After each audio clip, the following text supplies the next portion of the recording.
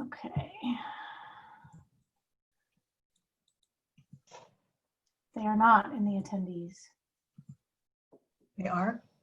Are not. Oh, It takes a little while sometimes for it to populate. okay, I just moved Nancy over, I think. It- I did. Hi, Nancy. Or not. Well, it is 1:15, so we're about ready to start. Nancy, can you hear us? There she is. It took me a while to get in today. Well, we're ready to hear from you, so whenever you're ready. Okay. I don't see any other HR folks waiting to get in, so were you expecting to add anybody to the panelist group? I don't think they might be here. Carrie Sykowski might be there. Not sure, but if she's available, she should certainly be a panelist, but otherwise I can take it. We kind of have a boring budget submittal. We met our 10% reduction that was asked of us by freezing 2 vacant positions. We were lucky enough early in 2020 to have 2 vacancies. So that has helped us meet both our 2020 reductions and the 2021 requested. So I just wanted to give a little bit of an overview of what we've been up to this year. So 2020 was a very difficult year. And our main task was to help employees and the supervisors and managers that support those employees providing essential services navigate. We went live with our new payroll and HRIS system in the middle of the shutdown March 30th of 2020. And thank goodness we did. So thank you, board and budget office, for having the foresight to fund that. We didn't think JD Edwards was going to make it after the first 3 payroll runs in January. So we went live March 30th, probably a little bit earlier than we would have liked. We would have liked another couple of payroll cycles to do testing, but we went live, and every person I talk to across the country that's looking at new payroll and HRIS systems deployment can't believe we did it in the middle of the COVID pandemic. After March, we spent in HR a considerable amount of time and understanding the CDC and state and our local health guidance for employees in the different sectors. We worked closely with the Sheriff's Office and Public Works and other offices that had essential staffing to understand early on in COVID what was the best way to ensure the health and well-being of employees and still able to get work done.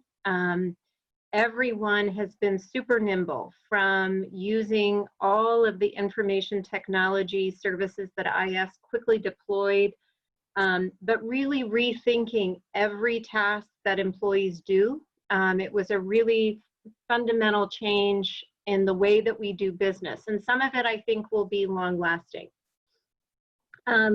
We had to create lots of communication tools for employees and managers and supervisors and constantly update them because the guidance changed. It felt like hourly, although that is an exaggeration.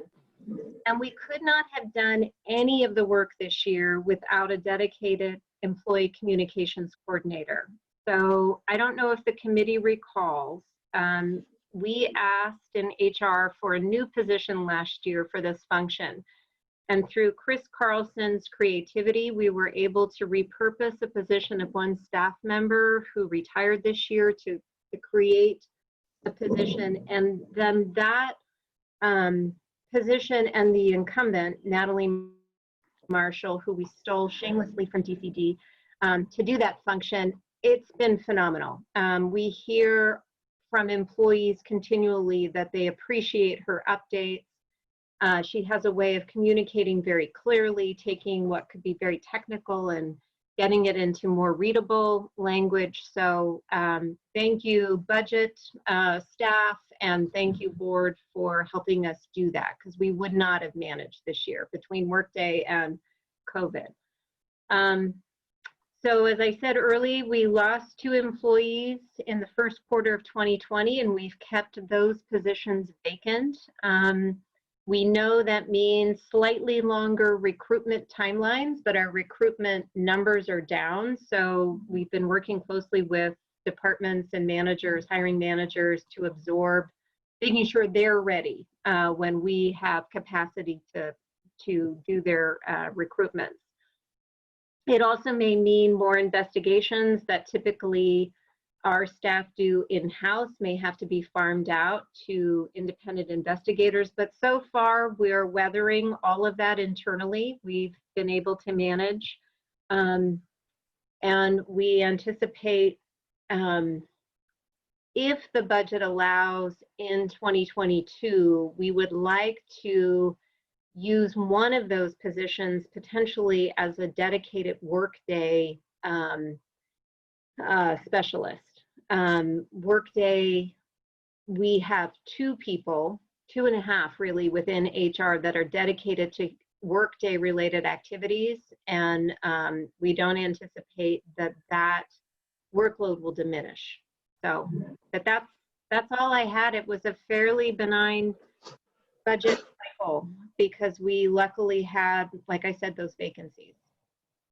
And staff really stepped up and absorbed all of the additional work. So any questions? Are there questions? Yes. Hi, Nancy, this is Matt. Commissioner Wolf. Commissioner Wolf, did you say that you were going to ask a question? I did not. Okay. Who did? This is Matt. I have a question. Okay, please do. Oh, hi, Nancy. I'm glad you mentioned the communications position. I had in my notes that you were hoping to get that this year. And if Natalie's the one in that spot, I've heard from her and I appreciate the communication she's been able to provide. Do you have a status update on the supported employees employment program and how that's been impacted or has been successful?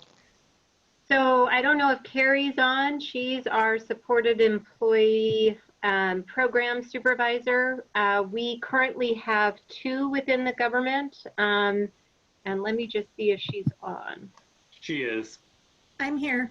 Do you want to speak to that, Carrie?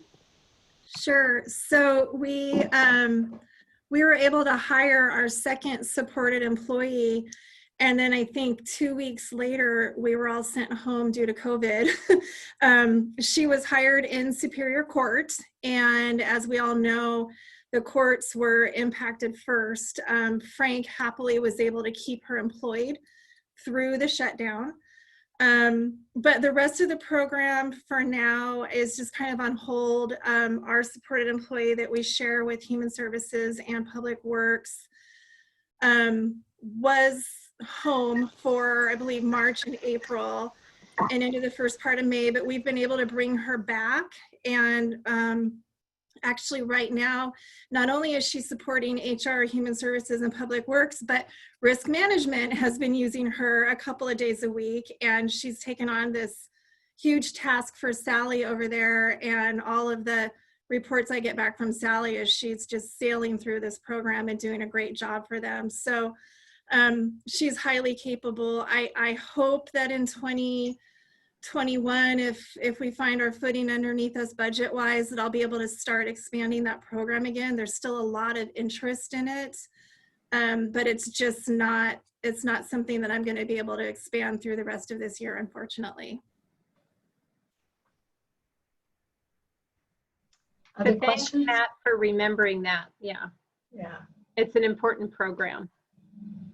And Carrie and Danielle Robinson, our first supported employee, has been on panels for other employers interested in expanding their programs or hiring developmentally disabled adults. Carrie, Nike, and Microsoft, because that's what you think of, right? Kitsap County, Nike, and Microsoft were all part of the same kind of employer force. Carrie's been on many a panel with those other 2 employers. Great. And Thanks. we did a panel locally last month, and Danielle was one of the speakers and spoke about her experience working here at the county. And she came out of that telling me that she wants to do more things like that because she had so much fun. So that was a lot of fun to do that with her. Nice. Other comments, questions? Yes, this is Steve. Nancy, I've got a question on the services. It says status quo. Was that a contract for services, that 91K or so? I think that is where we pay for things like our applicant tracking system, NeoGov, applicant testing, Biddle. So it's a variety of different subscription services that we pay for. Okay. I got it. All right. Thank you. Sure thing. Oh, Other? and Steve, I'm one of those KPUD utility people. I got rid of CenturyLink. So North Kitsap. There are utility districts that have high-speed internet. Yeah. You're too far away. There is one here closer that I'm looking into now, but I got to run a cable like a couple thousand feet. So I'll look into that, but thank you for the update on your situation. Good job. Yeah, we wouldn't have managed the pandemic and all the remote work without KPUD's help. Yeah. Good to know. And Steve, there could be a good ROI on that. You never know. See, yes. And Nancy, so not a question, but just a comment. I just want to thank yourself, but all of your staff and the entire department just for, you talk about resiliency. I think that's a term we can use this COVID season for county employees across the board, but I appreciate sort of the nimbleness as you talked about sort of the changing conditions and the guidance and everything else. It was probably every 5 minutes changing. And so just being able to stay on top of that, I think is great. Yeah, Carrie, Carol, Mandy, Alicia. I mean, we just have a tremendous team. Everyone pitched in and did wore many different hats this year, and no grumbling. It was seamless. Yeah. Yeah. Thank you. Good news. Others? Yeah. Nancy, nobody else has any questions for you. All right. Well, we will go. We need to hire people for our Q&I site, so I will take advantage of the extra time. So how many people are you hiring for that? We're first starting with Olympic College to see if their CNA program and their nursing programs have potential expanded volunteer opportunities, or if you recall, Doug Washburn and Elizabeth Court got the Employment Security Department grant where we can hire people to do COVID type activities. It's almost $500,000, and Doug's going to send me the criteria because it has very specific criteria related to the hiring, but we need a cadre of folks on call such that when we are activated, which we've been almost continuously activated since July, we have the ability to pull from those folks. And we will probably continue to need to supplement with volunteers, but it would be great to just have a core staff. And I really don't know, that was a long-winded answer to your question. I don't know how many we'll need to really get a solid staff that whoever is the Q&I site manager can rely upon. Yeah. Pretty necessary, and this is uncharted waters for us, so it's valuable for all of us to have a better sense of. Yes. And I want to thank Carrie and Mandy on our team. They've been regular volunteers along with Commissioner Gelder and me and quite a few other county employees at the Q&I site. Great. Okay. Nancy, could you do a quick flyover of, who all's in the office, who's teleworking, and maybe sort of even the use of the COVID related leaves? So we on our staff, only two employees had to utilize the leave. One was our supported employee who wasn't able to telework. We luckily began with IS help, and my predecessor, Steve McLean and Kermit Wooden's foresight, all of our staff has moved to being issued laptops. And we really wanted to make sure people could work regardless of the emergency, whether it was a snow event or whether it was, unfortunately, a pandemic, that people could work remotely. So our staff hasn't missed a beat. We've had at least our front desk always staffed. Typically one benefits or both benefits specialists are in the office. Valentina Johnson, our Workday HCM analyst, is typically in. And then what we've tried to do is have a modified staffing so we don't have everyone in the office at any one time. That way we ensure physical distancing can be maintained.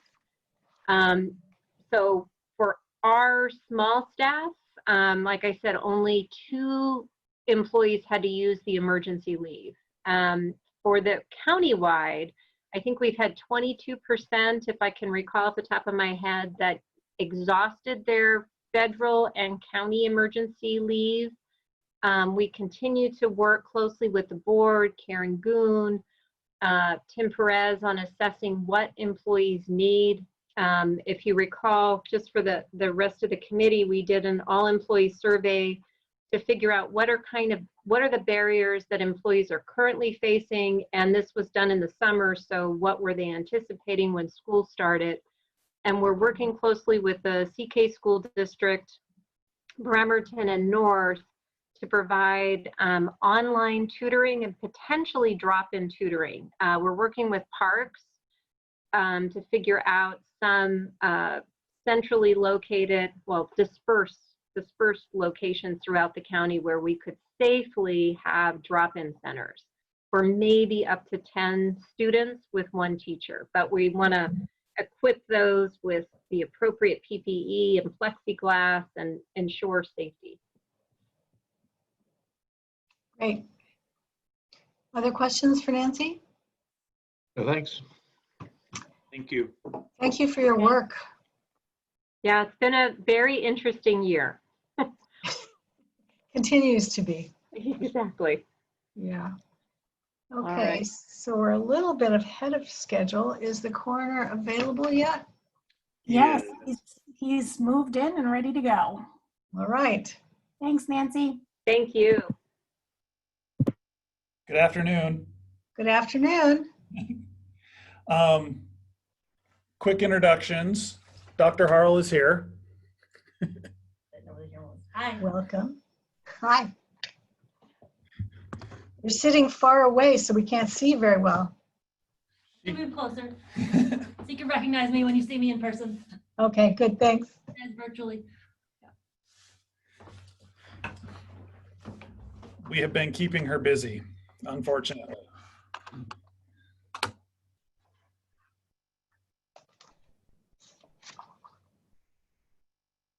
So, in presenting for 2021, we were able to come up with a little bit of change, and most of that was in reduction of overtime and in us providing more services to outside agencies. We're already at bare minimums as far as staffing goes and being able to cover the hours that need to be covered. We're still a 24/7 agency. So while we weren't able to come up with the 10% drop that you were requesting, we were able to make some cuts, especially in discretionary spending. And we are still hoping that you will want to put this on the ballot in the spring for conversion to a medical examiner system, which will provide make-up savings after its initiation.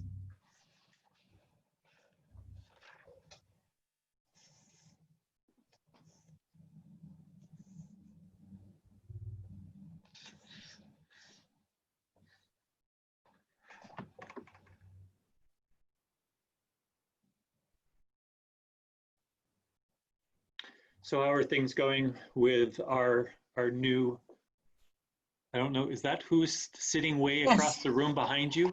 She came closer to the camera a minute ago so we could see Oh. her. My, I missed my that. office Sorry. is poorly designed for this. Get a little closer. He's social distancing. And stand. We are social distancing. There you go. Yeah. Okay.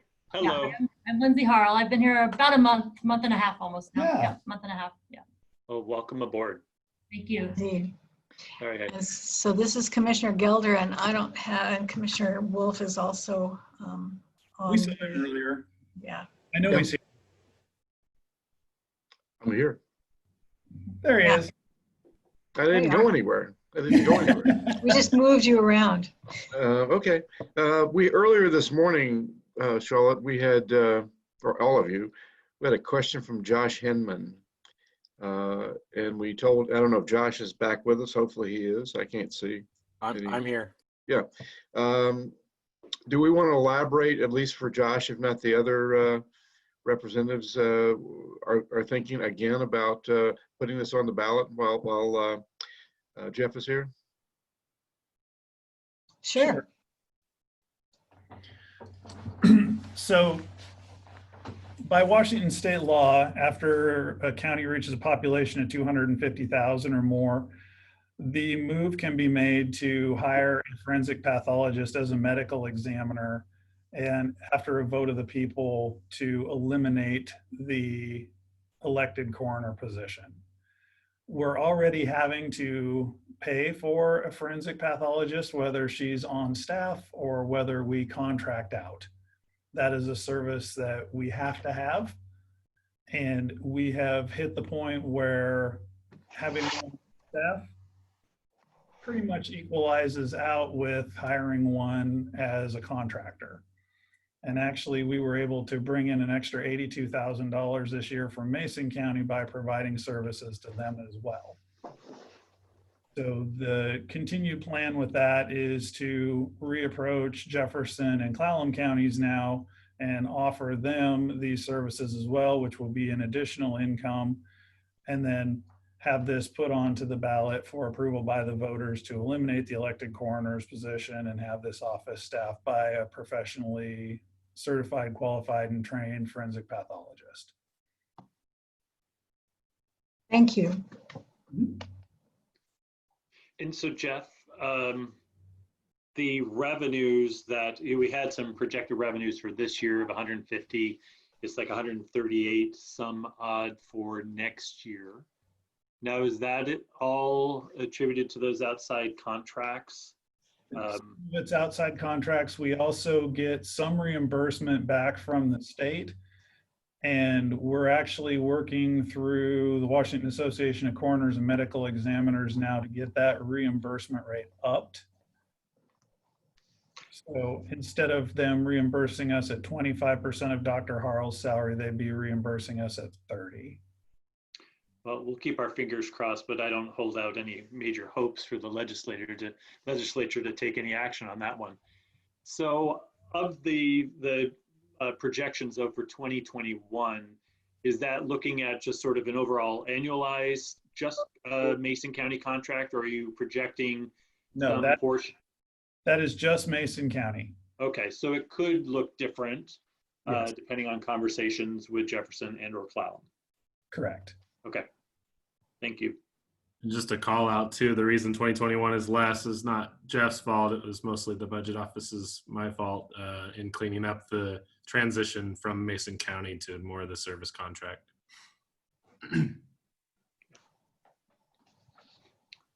Thank you. Other thoughts? Quiet group. I've got a question regarding this change to the medical examiner. Is that going to save us money or not, Jeff? Right. In the short term, it's going to be about a wash. In the long term, it's going to save us money. How do you define short-term, long-term, Jeff? Short term is the next 5 years. And then after that, you're going to start seeing a gradual increase in the amount of money that's saved every year by us having those services based in-house. and other revenue potential. Correct. You're basically saying that it's cheaper to bring a person in-house with a loaded rate, if you will, versus contracting out. Is that what you're saying, Jeff? Most definitely. So 5 years, you were suggesting a wash, and then after that, we should start incrementally seeing improvements in the budget?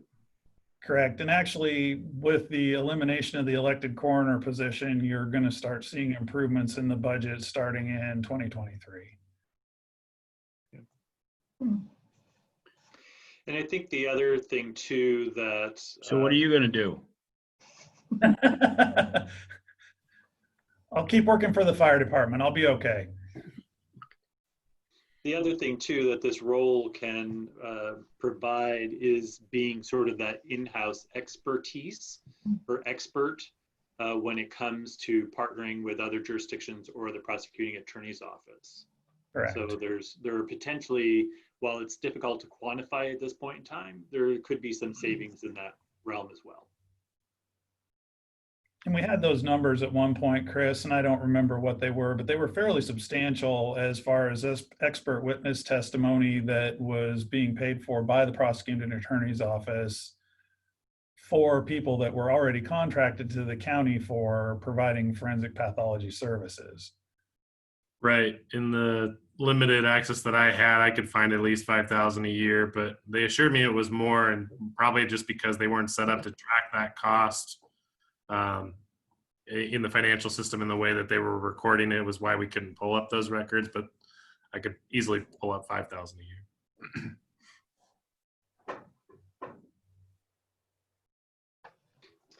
Jeff, other than for additional revenue, other than Jefferson and Mason counties, are there other buckets out there in counties that are nearby that could use our services or may use our services? Clallam for certain. And I'll be talking with Mr. Nichols about that. Wasn't too interested in having the conversation until we had the position filled, which is completely understandable. So those conversations are taking place. Everybody's looking at the same budget squeeze that we are, so we need to make sure that this is equitable for them and for us. Thank you. Will distance be difficult with Clallam? Possibly a little bit, but they already have facilities up there, so it would be fairly easy for us to send Dr. Harlan, our autopsy tech, up there for services, as long as it's not a specialized case. And if it is a specialized case, we have all of the infrastructure needed here to handle that, so they would ship them down here, but that would be relatively isolated. Thank you. Other thoughts? Yeah, this is Steve. I got one final question, Jeff. Your reduction isn't the 10%. I'm just curious, what would you do if in fact we needed to implement a 10% reduction? What would be the next steps you would take? The next step would be to eliminate personnel, and that would require us to have certain hours of the day that are not covered. Okay, thank you. Anyone else? This is Josh. Did I miss, Jeff, did you talk about why the 2020 budget showed $150,000 income, but the actual so far for this year is only at 35? What the discrepancy might be there? I can speak to that. That'd be great. We had a transition. So DAS, our office, does the fiscal support for the coroner's office. And we had a transition in our fiscal role. She moved over to purchasing, and through all the craziness, and that's just one of those things that we have to submit to the state for reimbursement. So we were, and it's a year behind. So the last 6 months of 2019 and the first 6 months of 2020 equal the revenues for this year in the budget. and we hadn't submitted for the last 6 months of 19 yet. And so we've received that in July, and then we've already submitted for the first 6 months of 2020 now. We should be getting that anytime soon. And so are you projecting to be pretty close to that $150,000 budget line item? Actually might exceed it. So then in the former model, prior to Dr. Harrell coming on board, we received more of a reimbursement for the contract services. I think it's 40%, correct me if I'm wrong, Jeff, but so that number has the ability to be higher in the revenue side, but now, so going into 2022, I've budgeted for the correct reimbursement at the 25% of the pathologist salary. So that's why we see the number go down 2021. Got it. Thank you. Yeah. Others? Nobody has any more questions? This is Josh. I'll ask one more Okay, about the please do. going on the ballot. If it goes on the ballot in the spring, when would that change? So you're saying that that change wouldn't take effect immediately? It would take effect in 2023? Correct. Is there a reason we wouldn't do it sooner? It takes place at the end of my term. Got it. Okay. What we're trying to do is give ourselves some buffer. So after it's approved, we can make sure that the administrative portion of the office is well in hand before the actual conversion takes place. Got it. So then if that's the case, then the savings we just talked about would likely not happen during that transition period if you're going to have to bring in an administrator. I would imagine at a pretty high salary alongside you at the same time, and the doctor as well. Is that right? We would not do both. I would handle it while we were doing that, and then the commissioners would hire the administrator for the office at their pleasure. And Gotcha. they would take over at the end of my term. Perfect. Thank you. Seems like we're pretty confident that this is going to pass. I'm not sure you're hearing that confidence from all of the commissioners. Well, I've kind of got my doubts that it would pass is what I'm trying to get to, but just a comment. Thank you. Yeah, Definitely.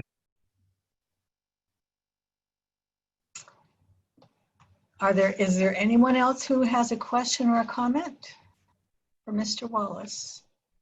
No, thanks. Okay. Thank you very much. Thank you all. And Thanks, Jeff. Welcome on board, Doctor. Yeah, I was going to say the same. So we'll be seeing you again. Yeah, we sure will. Thanks. Great. All right. Well, we have Doug in the room. Already, huh? Washburn already in the room. Great. I don't know if he's got other folks joining that I need to bring in. Can we hear him yet?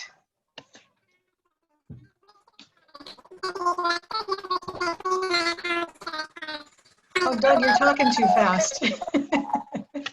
Hey, Doug, your sound is a little wonky.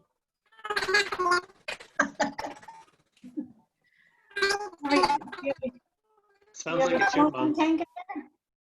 I think Doug's doing that on purpose.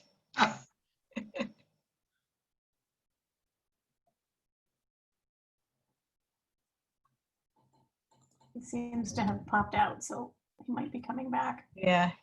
Doing the phone number. Good, thank you. He just wanted to introduce some humor to the afternoon. I think he has a secret helium tank in his office.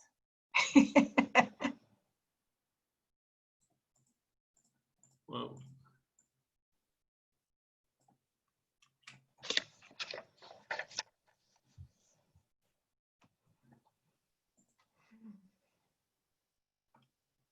Okay, he's coming back, so let's see. Okay, thank you.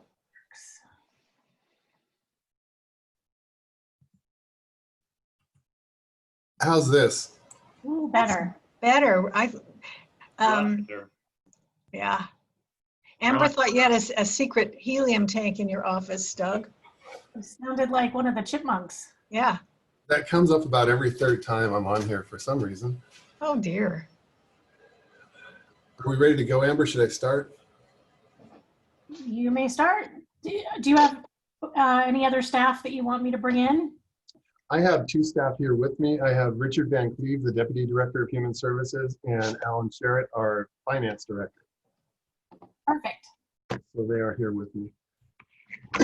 So if we want to start the clock, I will begin if that's all right, Amber. Or... Yes, you can start. Okay, Chris, you have our slide up? Yes, sir. Could you go back to the first page, the just Human Services General Fund? That's where I wanted to spend quite a bit of the time. So on here, just as a brief overview for people that don't work in the county every day, Human Services has 10 different programs that we oversee in our department. It's the Youth Commission, Workforce Development, Substance Abuse Prevention, Kitsap Recovery Center, which includes inpatient, outpatient, and a detox center, Community Development Block Grants, Aging and Long-Term Care, Salish Behavioral Health Administration, Housing and Homelessness, Veterans Relief, and Developmental Disabilities.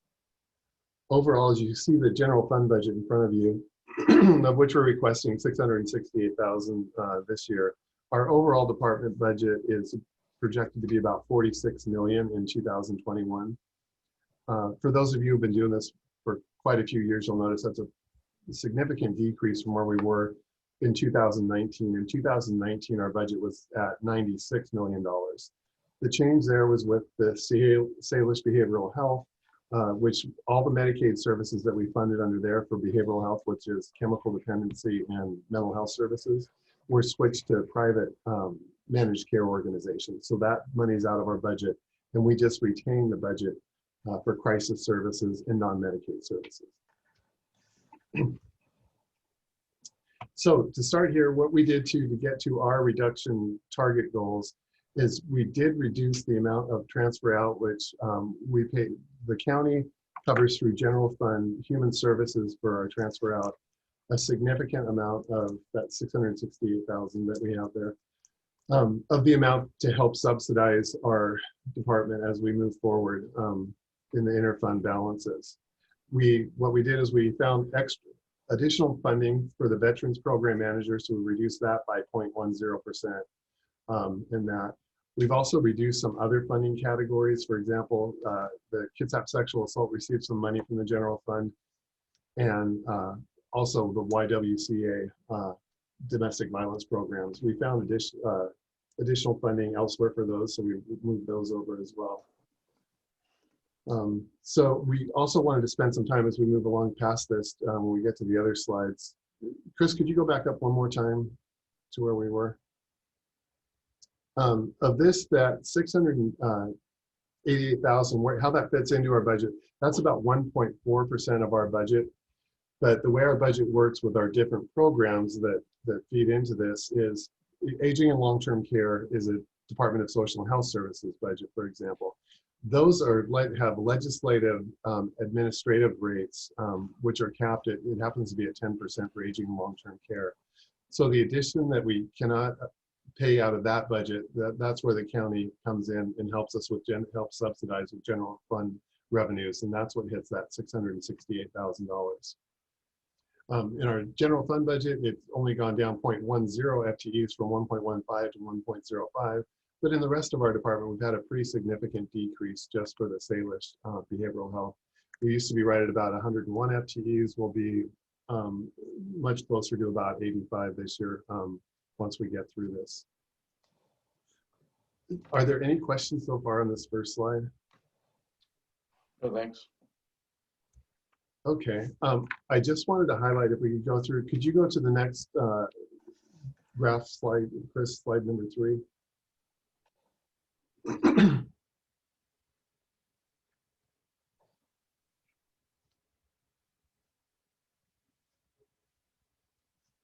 I wanted to highlight a few of these because these are budget issues that the commissioners and our Citizens Advisory Board, which is the public, will be focusing on and having to pay attention to for the next year. So you can see this is our housing and homelessness programs. This is what brings in funding for things like homeless relief for people that are experiencing homelessness, affordable housing. This is what funds our COVID release related to people that are homeless or who may become homeless. So if you look at the 2020 or the 2019 actuals, we were about $3 million for those programs. That for our 2021 submission is going to go up to about $4.6 million. So it's a significant increase. The reason I call this out is because this will be something that requires commissioners' attention and our Citizens Advisory Board attention on a regular basis, because these are contracts usually through the Department of Commerce, the Washington State Department of Commerce, where we'll have to run contracts through, and the commissioners also approve the contracts that go out to agencies. An example of this would be Kitsap Community Resources for rental assistance and for mortgage assistance, and Kitsap Rescue Mission to provide homeless services, Salvation Army to provide homeless services for those individuals. So that will be something over the next year commissioners will be spending quite a bit of time with us on. We get permission from commissioners before we go through with all contracts, and they're fully briefed on everything, both on the revenue side from the state or federal government and from the side of the providers as we move forward. Chris, could you go to the next chart slide? Thank you. This one I wanted to call out because, as you see, if you look under the 2019 actuals, this is what we mentioned before, the $65 million, that was when we still had the Medicaid funding for behavioral health services in 2019, not that long ago, and about 16.1 FTEs. Now, when you go over to the right, to the 2021 submission, we're at 9.65 FTEs and about almost $13.5 million. That's a significant change, and the workload is also different. What we found is we did not experience a significant drop in workload because we still have the same contracts out there.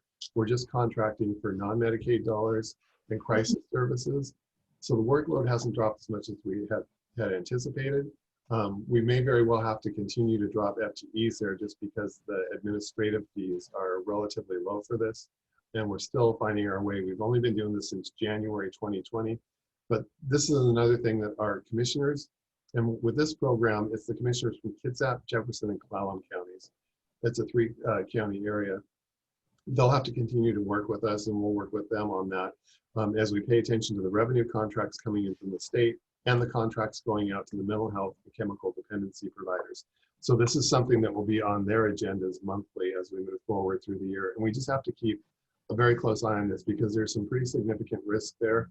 Because when we talk about crisis services, these are inpatient services for people experiencing behavioral health issues with substance abuse or mental health. And it also involves involuntary treatment. So we need to keep a really close eye on that because with COVID and everything, there's a lot more stress out there. So these costs could rise significantly. So we just wanted to point that out, that that's going to be another hot spot moving forward. And then could you go to the aging and long-term care slide, Chris? Thank you, right here. Aging and long-term care is another area where we're having some pretty significant increases. If you look, the 2019 actuals were about $4.5 million with 32 FTEs. The 2021 submission is about almost $5.6 million with 34.7 FTEs. The reason that FTE level went up is the increase in the caseload for aging and long-term care. This is one of the programs that has a legislatively set client to case ratio. For the aging and long-term care, they do information and assistance, but they also do case management for people, elderly people out there in the community who need in-home support so they're able to stay at home rather than having to move into a nursing home. It's a significant level of work, and we have to maintain the caseload ratio so we don't inadvertently put someone in a indefensible safety situation where they don't have inpatient or in-home providers coming to work with them.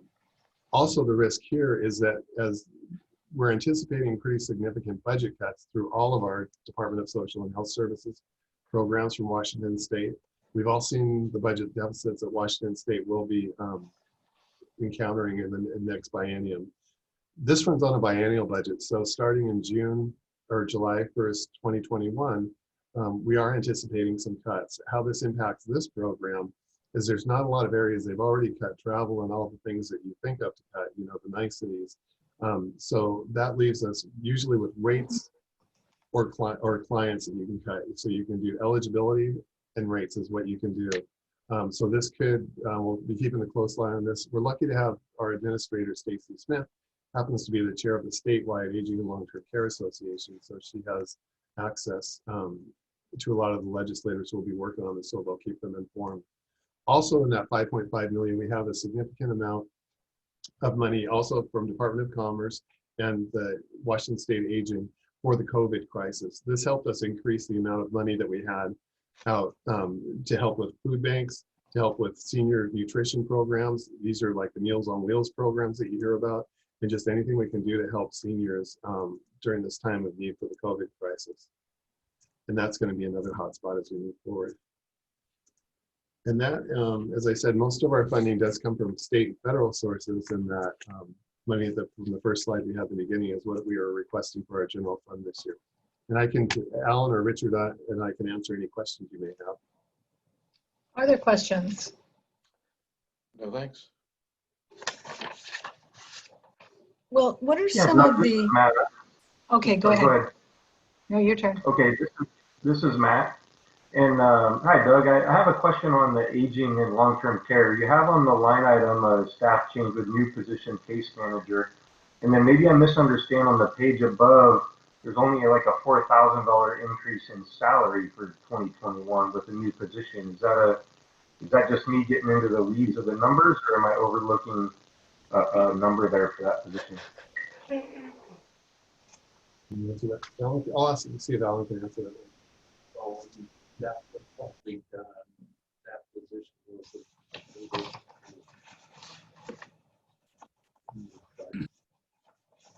We can't hear Alan speak. Oh, okay. So that position wasn't included in the budget worksheet. So that position was it added this year? Yeah. Okay, so it was actually added in this calendar year. So that'll be the portion on top of what we've already added. Okay, great, thanks. So you said that you anticipate budget cuts on all mental health budgets? I anticipate budget cuts in Department of Social and Health Services programs. Oh. The developmental disabilities. It could very well be mental health and aging and long-term care of the programs. And we also have prevention under that too. Mental health is a little different because the legislature has, as you know, been paying really close attention to that. Commissioner Gelder is our representative on the Baelish Behavioral Health Board, but they've been hesitant to cut just because the mental health system statewide is in such disarray. We might have a little protection there, but undoubtedly we will have some level of cuts in that area. Yikes. How many clients do you have in terms of aging and long-term care, roughly? I don't have that. I'm sorry, I don't have that number with me. Okay. I'd be curious. Okay. Stacy on the other. I can send it to you right after this. That's great, thank you.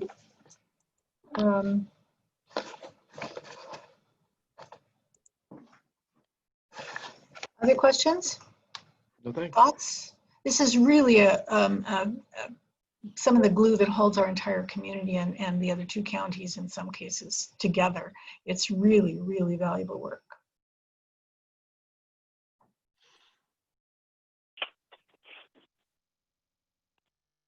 Nothing else? Doug, do you have anything else? You were telling us that your chipmunk stories earlier. Do you want to continue with that? No, I haven't outlived that humiliation yet from the first time, so no, I'm good. Okay. Don't be humiliated. We know you have a sense of humor. This is Bentley. I'm a resident in Port Orchard, and Doug, I just want to thank you guys for the work you guys do, because I just think this is so important in helping our most vulnerable in our communities. As a taxpayer, I mean, this is 100% where I want to see my tax dollars going. I know a lot of our focus is on the general fund, but with any of these cuts that could be coming to mental and behavioral health, how do you see that affecting the service provided to those suffering through mental health issues or behavioral health issues? What kind of impact do you see for them? Unfortunately, the impact we see is on the front end, further upstream. And what I mean by that is the state and the feds too, when money gets tight, we tend to focus our money on crisis services. That would be involuntary treatment, inpatient treatment. And we can't spend the money we usually do on prevention services up front, which is group therapies, those sort of things. Services in high schools and junior high schools to help people that have early stage mental illness they're dealing with. If we can deal with that up front, it's always better off, because then you can avoid that whole pathway where people go either in substance abuse toward full-blown addiction, or with mental health crises, they reach a crisis level because they haven't had that early therapy and group therapy available. So that's what happens. And it kicks the can down the road, but what it does is that's much more expensive when we have to provide inpatient services, whether it's chemical dependency or mental health. But that's what happens when you can't do the upfront work. It's like aging and long-term care. Washington State wins awards for the work they do in that, because it saves so much money. If you ask elderly people, they want to remain in their home and age in place. We're able to do that here for the overwhelming majority of people. If you cut back that program, people end up in nursing homes, which is far, far more expensive. But that's what we see, Bentley, unfortunately, as we move forward. The hard part too, Bentley, right now with COVID, we're already seeing the call volume in our crisis hotlines going up. Fortunately, we're able to sort of direct some additional resources to that vendor to add more capacity so that we could have handle the calls a little bit better. But a lot of the data is showing that there's sort of this bubble that's coming after when we're right about there, 6 to 9 months after sort of the beginning of the pandemic, is that where we're going to start seeing kind of probably more individuals presenting with mental health or different crises popping up. So all the more reason we need to be prepared. What solutions do you guys see as commissioners is there any in terms of making sure this funding stays there, or is it going to have to come at a state level? Is this something we should, as residents, be reaching out to legislators about, or? Yeah, I think, yes, reaching out to both of our state as well as our federal delegations, because so much of this funding is trickle down. It's not local dollars. We administer those and pass them through and get them where they need to go. But it's coming from states, matching funds or general funds coming from the feds, et cetera, other than what you see here in terms of our general fund contribution. But that's really kind of the infrastructure part of it, the people, as opposed to contracts or services going out. A great question. Oh, and Bentley, one last thing on this that ties in too is, in 2013, the commissioners approved the 0.1% mental health, chemical dependency, and therapeutic courts sales tax. That brings in a little over $5 million a year. And that fund has become even more important as we do see these cuts coming, because our Citizens Advisory Board there works with community providers and people that actually use the services to bring recommendations to the commissioners. How can we plug those holes that are created moving forward? And that's done an awful lot to help us here in Kitsap, where other areas have not had that luxury that we do, that we can try to direct those funds in a way that helps everyone. An example of that would be the new crisis triage center that we have available, services for long-term care, for example, people experiencing Alzheimer's in their families, how we've been able to step up and do that. For behavior, and I mentioned behavioral health in schools earlier, through the Educational Services District, to make sure that we do have people on the ground in junior highs and high schools providing that early on service. So that's why these services are so important, and what keeps the commissioners busy, and why something I'm proud of that the commissioners have set up is just that citizen and the advisory board involvement. I mean, that's incredibly important. I mean, that's a pretty powerful board, and I don't think I've ever seen it where the commissioners don't follow the recommendations they come up with. So if anyone would like to volunteer, it's important. Please go to our webpage. There's always board openings, and it does make a big deal. That's how we direct tens of millions of dollars every single year. Go, Doug. Thank you. That's really, really a good explanation. Are there other questions? I mean, this is a really, really amazing program. Yeah, thanks. Not a question, but a comment. And again, Okay. sort of piggybacking on what we shared when Nancy was here in Human Resources is also, I think, a big thanks to Doug and members of his team for stepping up and helping us to respond locally to the COVID pandemic. Whether it's in non-congregate housing, quarantine and isolation, you name it, they've rolled up their sleeves and have really made a huge difference to our community. So thank you. Thank you. Thanks, Doug and gang. Okay, goodbye. Thank you. Bye. Thank you. We're gonna shift the schedule around just a little bit since we're moving so quickly. I think we're gonna squeeze facilities in prior to the prosecutor. Jeff Vrabel is not in the office today, but I believe Karen is going to discuss that budget. And so we might be able to get that squeezed in quick enough and keep everybody else on schedule or even a little ahead of schedule. So if you're good with that, we don't need a break. We can just operate in facilities. Yes? Let's roll. Okay. So good afternoon. Jeff's out sick today. He's got a kindergartner crud sort of thing going on. And Amy and I agreed to do his budget for him. I'm not sure if he's faking illness to get out of the budget presentation, but we'll take him at his word.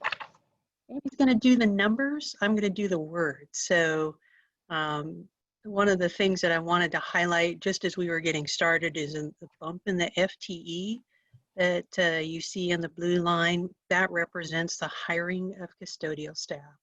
For a number of years, the county contracted out custodial services, and we had varying levels of success with the quality of the work that was getting done, as well as having an idea of who was on campus and who was in our facility. So in 2019, the commissioners agreed to allow facilities to add on 10 FTEs that whose main purpose was to provide custodial services to the campus and to the facilities out throughout the county. I can't imagine what we would have done had we not hired custodial staff as we respond to this pandemic. Cassandra and her staff have been stepping up cleaning efforts. They've been keeping up with CDC recommendations on cleaning supplies. They've been stepping up cleaning in frequently trafficked areas, and they've just been really great partners who've integrated themselves into the county operations.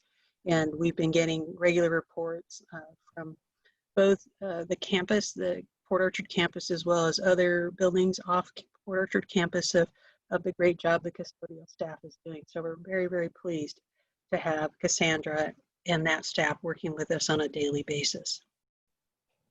So with that preliminary comment, Amy, do you want to do the numbers and then I'll talk a little bit more about accomplishments at the end? Sure, be happy to. And here I thought I'd get away without talking today. Nope. But Karen and I work really closely with Jeff. And so I think we'll be able to give you a good look into what his thoughts were coming into this. And we should be able to answer most, if not all, of your questions today.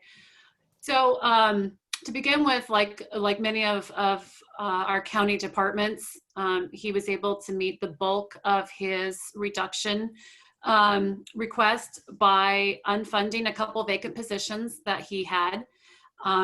If there's such a thing as a fortuitous time, this was it, because we were actually looking at filling these positions right as COVID struck us. And due to the delay in being able to be open and hiring, we were able to get enough space and time to realize that we would need those positions in order to be able to accomplish a budget reduction. So those are two different M&O positions. I believe one is a worker and one is a specialist.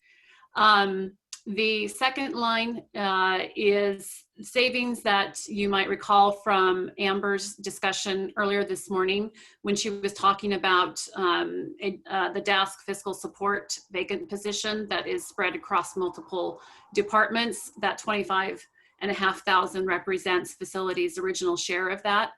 And then, of course, he's experiencing the same status quo step increases in benefit rates and other things that all the departments are. The other place that we were able to affect some savings was primarily in the contract capacity, the unused contract capacity that we had in his budget for landscaping. This too came at the right time. We were, our old contract had expired at the end of last year, and we were looking at options to go out to bid again to get those services once more. Fully expecting that it was going to be a substantial cost increase, but he was able to regroup with his team, and they're slowly taking those on internally. And so at this time, we don't anticipate the need to go back out to third-party contract for that. And we also unfunded his training budget since there's most of what his staff would be trained on takes place in person. So we were comfortable unfunding that at this time. So I think it's notable. So Jeff was able to come pretty close to his 10% request. He was also more than able to meet his 5% reduction this year. It's especially notable since going into the 2020 adoption, we were not able to fund some kind of baseline operational expenses that we were expecting, such as cleaning supplies and equipment and whatnot. We had anticipated handling those on a budget amendment, but Jeff has been able to find enough room in his budget this year to also absorb those costs. He and his staff are extremely efficient and always looking for sensible, economical ways to accomplish things. And so he's been able to find some savings in his budget to keep up with any growing costs. And he's been doing this despite taking on additional support requests from county departments and stepping into service our ever-growing list of county buildings. So, but he's comfortable with this. You know, obviously it is a sacrifice for him to give up those two positions at this time, but his whole team is rising to the challenge, and they're still managing to accomplish some really great things across the county and take on some really big projects, which I think Karen will share with you next. So one of the things related to their response that was pandemic related was the design, manufacturing, and installation of COVID-19 shields for most of our county buildings. We've been kind of in the start-stop process of wanting to be prepared for reopening for in-person public services. So we've been taking this time to put up what is commonly referred to as sneeze guards in some of our public lobby areas, plus putting down decals on the floor that were designed in conjunction with risk to help enforce social distancing. Facility staff also helped with the rehab of the West Pod for the jail as a quarantine area for COVID-19 inmates, and also helped rehab the South Pod at Juvie as a quarantine area for potential infected inmates, juvenile, sorry. They're working on a lactation room at the Public Works Annex. They assisted Human Services in making repairs to Impasse House, and also have been doing bathroom remodels at the courthouse. Commissioner Wolf, you probably recall when you were a district court pro tem, the condition of the bathrooms of the courthouse, and they were dated. So it was, it's been a nice thing to do, to be able to go in and rehab those facilities, so that when more of the public comes back, when more of our employees come back, they'll have a new facility to be able to take advantage of. They've also done a remodeling project for the prosecutor's office. And at this moment, the 2 boilers in the basement of the admin building are being replaced with contract services. And this morning, the commissioners approved a contract for the Gibbons roof replacement. So roofs are them. They also oversaw the replacement of the juvenile roof that Mike Maringer referred to this morning, as well as the Bullard building, which is the building adjoining the sheriff's office in the Port Orchard campus. Well, one other thing that facilities did this past year was to implement a new work order system, which will allow customers to track progress and completion, and will provide a better idea of the number of assets and when preventive maintenance is required for those assets. One of the things that we've been struggling with is not knowing exactly how many facilities and major pieces of equipment that we're responsible for maintaining and tracking. So that software system that was provided in conjunction, in partnership with Parks, it was a Dude Solutions product. So since April, there have been 77 work orders that have been processed and completed, along with special projects that were implemented. Let's see. And that's all I have for the moment. I'm open to any questions on behalf of Jeff. Question on behalf of Jeff, Karen. Amy just mentioned our quote unquote ever-growing list of county buildings. And I, for the life of me, couldn't think of Bullard, but now thank you, Karen. But the Bullard roof at the Gibbons this morning was close to $1 million. And then what was it? Juvenile. Oh, juvenile. Maybe it's a question for Jeff, but Karen, you know all. Do we have any other roofs that we should be thinking about right now that should be budgeted for? Well, it's funny you should bring that up. Number of county roofs?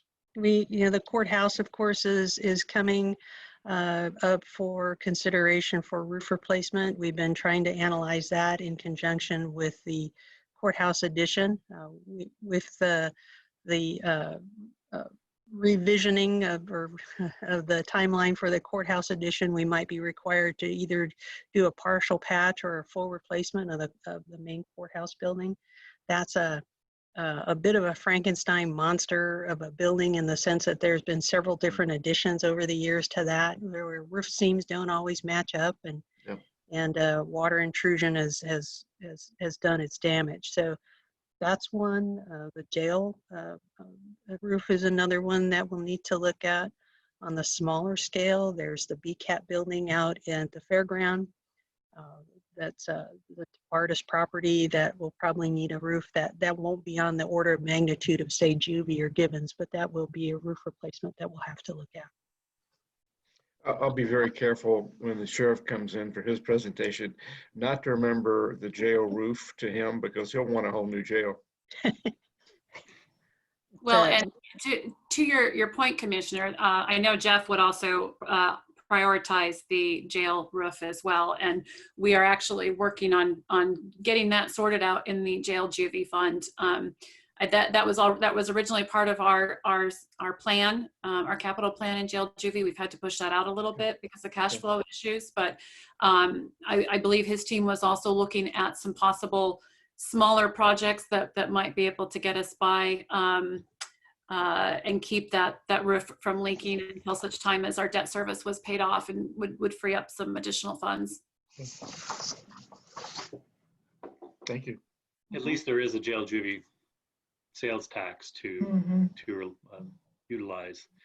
Karen, quick question. I mean, so 2 M&O positions down, though. I don't know if I really got a sense from the comments, really. How does that impact, maybe this is more for a follow-on question with Jeff, but how does this really affect his team's ability to respond and keep up with the workload demands?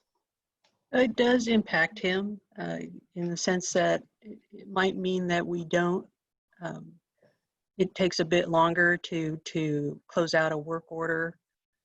We've been trying to be judicious about what work we send out to outside contractors, but we've been he's been doing some cross training. He's been doing as much as he can in terms of making sure that the team is fully integrated in the skill sets and troubleshooting that he needs. So it's a challenge. One of those positions was a retirement of a long-term employee who was very familiar with jail operations. So that's something that his team is having to get up to speed with rather quickly. Okay. And so then the following question is regarding the fiscal tech. How is that service going to be provided for that department? Well, I can probably speak a little bit to that, in that he has with his in-house assistant having moved on, he's got a new individual in there that's helping with some of the day-to-day stuff in terms of coding bills and invoices and doing in-house POs and whatnot. I'm backing him up on a lot of things like the budget and his project tracking and all that kind of stuff. And then maybe Chris or Amber could speak to how some of the actual DAS services have been moved around. Yeah, I will say, I mean, just bluntly, Lee Regis' staff are doing a heck of a lot with a lot more probably than what they were doing a year ago. Vicki Martin, who's our purchaser, came out of the fiscal tech side of our house, and she's still helping out on a payroll week. Still all the same union, same body of work. And so, you know, that wasn't necessarily the job description when she was promoted to the purchaser, but she's helping. And so that's, I think, how we're making it work now. Thanks. I just brought Lee over as a panelist too, if she wants to add in any comments to that. Not to put her on the spot. She doesn't have to. I don't have anything additional to add, thanks. Okay, thanks, Lee. Yeah, we're just, you know, doing more with less, basically, and it's been okay. Okay, thanks. Yep.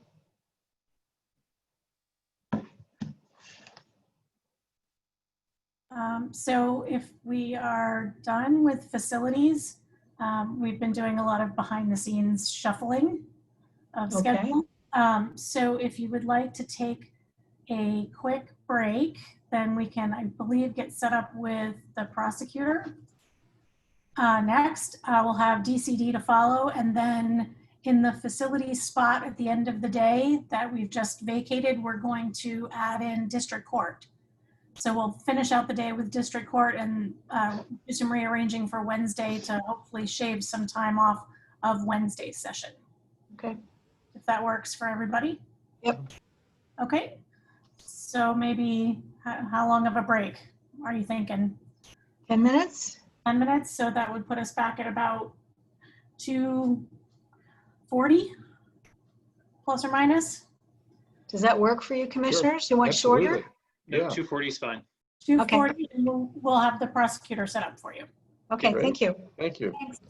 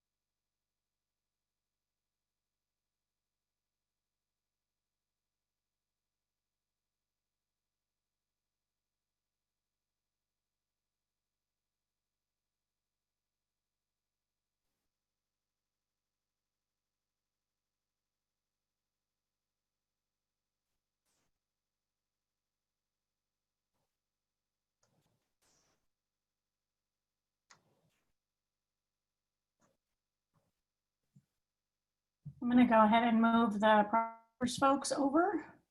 Super, thank you.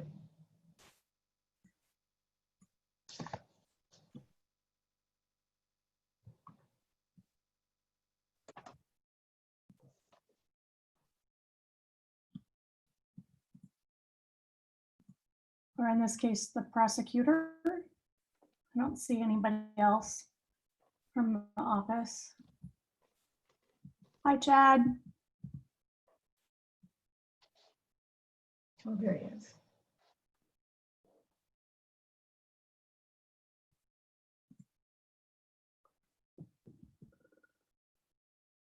Chad, are you on?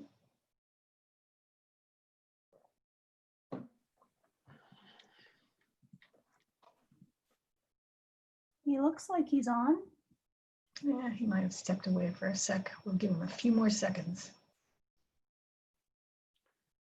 Oh, it doesn't look like he has a microphone connected.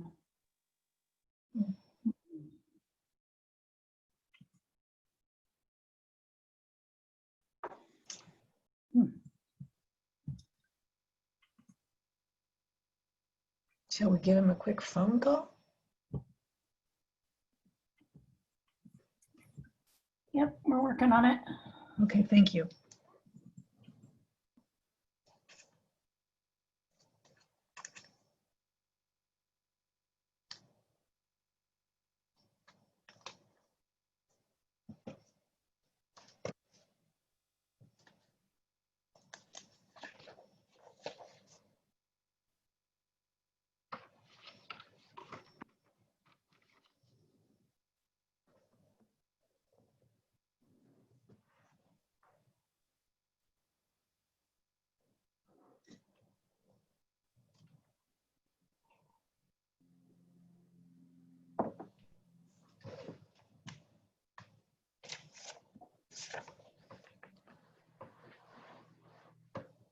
Good. I think they're there now.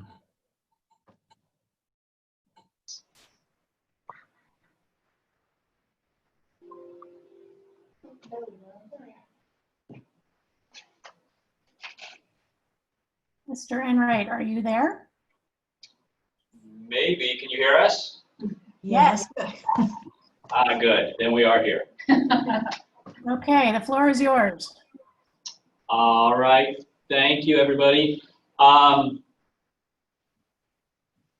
And I can't see who all is here, so I apologize. I guess let's start with what we've had to do to get down to budget.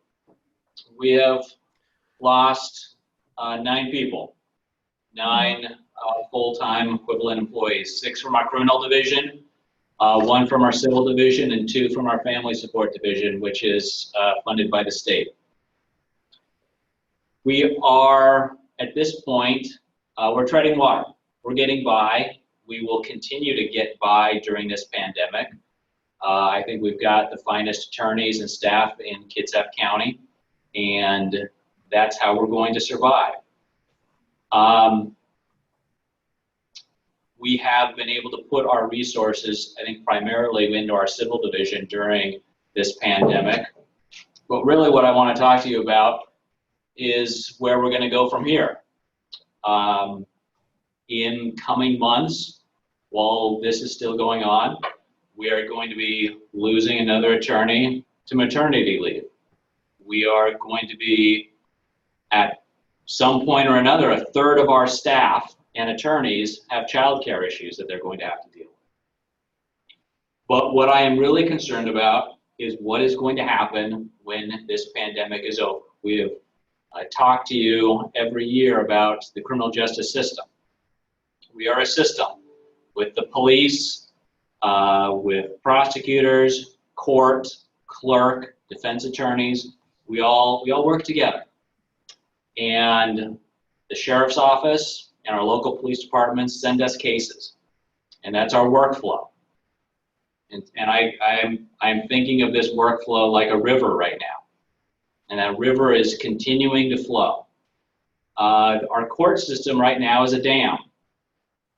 Nothing is really getting through it. We have just started being able to do criminal trials. The reality is that we can maybe do probably 2 trials at the most at any one time right now. And that's because in the past we could do trials, we could bring in 45 people to be on a jury panel, we could put them all in the same room, we can ask them questions, we can get the case going. We can't do that right now.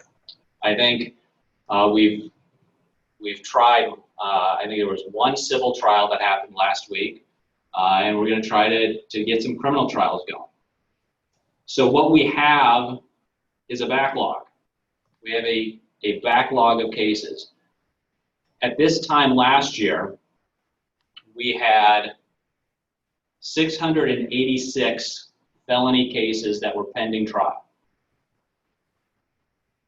We have watched our pending felony trial load go from 600 to 700 to 800 to 900 to 1,000 to 1,100.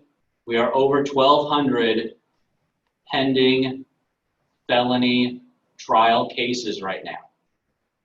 That is with 6 less people in our criminal division. We have lost 3 experienced felony trial attorneys. That caseload is going to keep going up.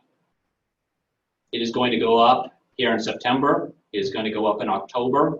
It is going to go up in November. As long as this pandemic is going on, this is going to continue.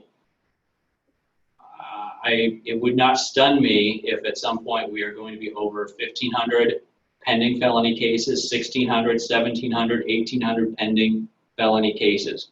Remember, prosecutors, we don't have a release valve.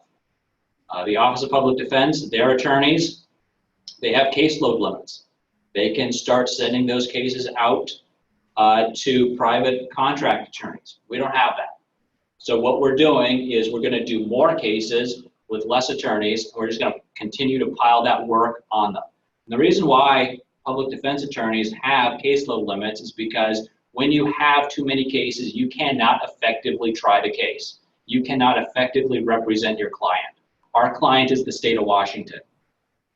We are reaching that point where we're going to have to pick and choose which cases we're going to be able to effectively represent the state of Washington on. So how are we going to deal with this? When this pandemic ends, what are we going to do? We're going to stop charging cases. We're going to charge less. We're going to reduce sentences. What was a misdemeanor is not going to get charged. What was a felony is going to become a misdemeanor. And that's just the reality of what we're going to have to do. Part of the prosecutor's office is being able to prioritize. Over the last decade, we have prioritized sex offenses and violent offenses. Prior to this pandemic happening, we moved an extra attorney out to our SAU because we had so many sex and domestic violence cases. And that was before March.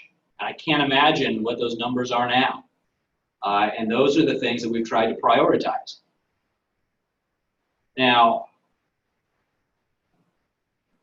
property crimes are not a priority. I spent 20 minutes on the phone last Thursday with somebody who was a victim of a property crime. He was living in an apartment complex. He had a neighbor, she's doing drugs, she's vandalizing, they're finding needles lying around, she's breaking into cars. She's a complete menace. We don't have the resources to pursue those cases right now.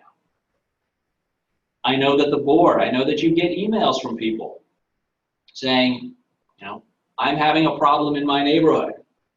Well, if it's not a violent offense and it's not a sex offense, we will not have the resources to try those cases. People are looking towards the prosecutor's office. What are you guys going to do? We met with the Sheriff's Guild a few months ago. They want to know why so many of their cases weren't getting charged. We don't have the resources to charge all these cases anymore.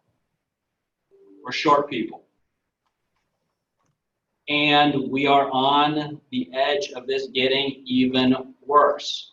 We are dangerously, in my opinion, we are dangerously dependent on grant-funded positions right now. We have three positions, 2 attorneys and a legal assistant that are dependent on the 1/10% tax. We have domestic violence grants for an attorney. We have a DUI grant for an attorney. We have VOCA grants. We have STOP grants. There are no guarantees that these grants are going to be there next month or the month after. We don't know what's going to happen with these grants. So to say our criminal division is down 6 people right now, that's a start. I don't know if we're going to be down 7, 8, 9, 10 people. And this isn't new. We have been trying to relieve pressure on the general fund for years by relying on these grants. But we've now reached the point where I think we are dangerously relying on these grants. When this pandemic is over, there will be 12 judges, 8 in Superior Court, there will be 4 in District Court. There will be public defense attorneys. There will be contract attorneys. And they're all going to be ready to go. And we're not going to be ready to go. We're not going to have the resources to do what we were able to do just a few months ago. Add to that a case that is particularly important to me. We are coming up on the 4-year anniversary of the Cariega murder. 2 people and 2 kids were murdered. And the sheriff's office has been working real hard on that case for the last 4 years. And I believe real strongly that that case is going to get solved, and we're going to be ready to go. We're going to be ready to file charges. We do not have the capacity to try that case right now. We have tried to dedicate 4 attorneys to working on that case. It is such a big case. It is the most important case that I think this office has had in a long time. And for me personally, it's going to be the most important case. And when you see that case in the newspaper, I'm coming back to the board because we're going to need the resources. And I know OPD is probably going to be in the same position. They're going to need the resources to try that case. And with the cuts that we've made, with what we've done, we can't dedicate what that case needs and still get our other work done. We can't do what the other things the community wants to see done. So we are treading water.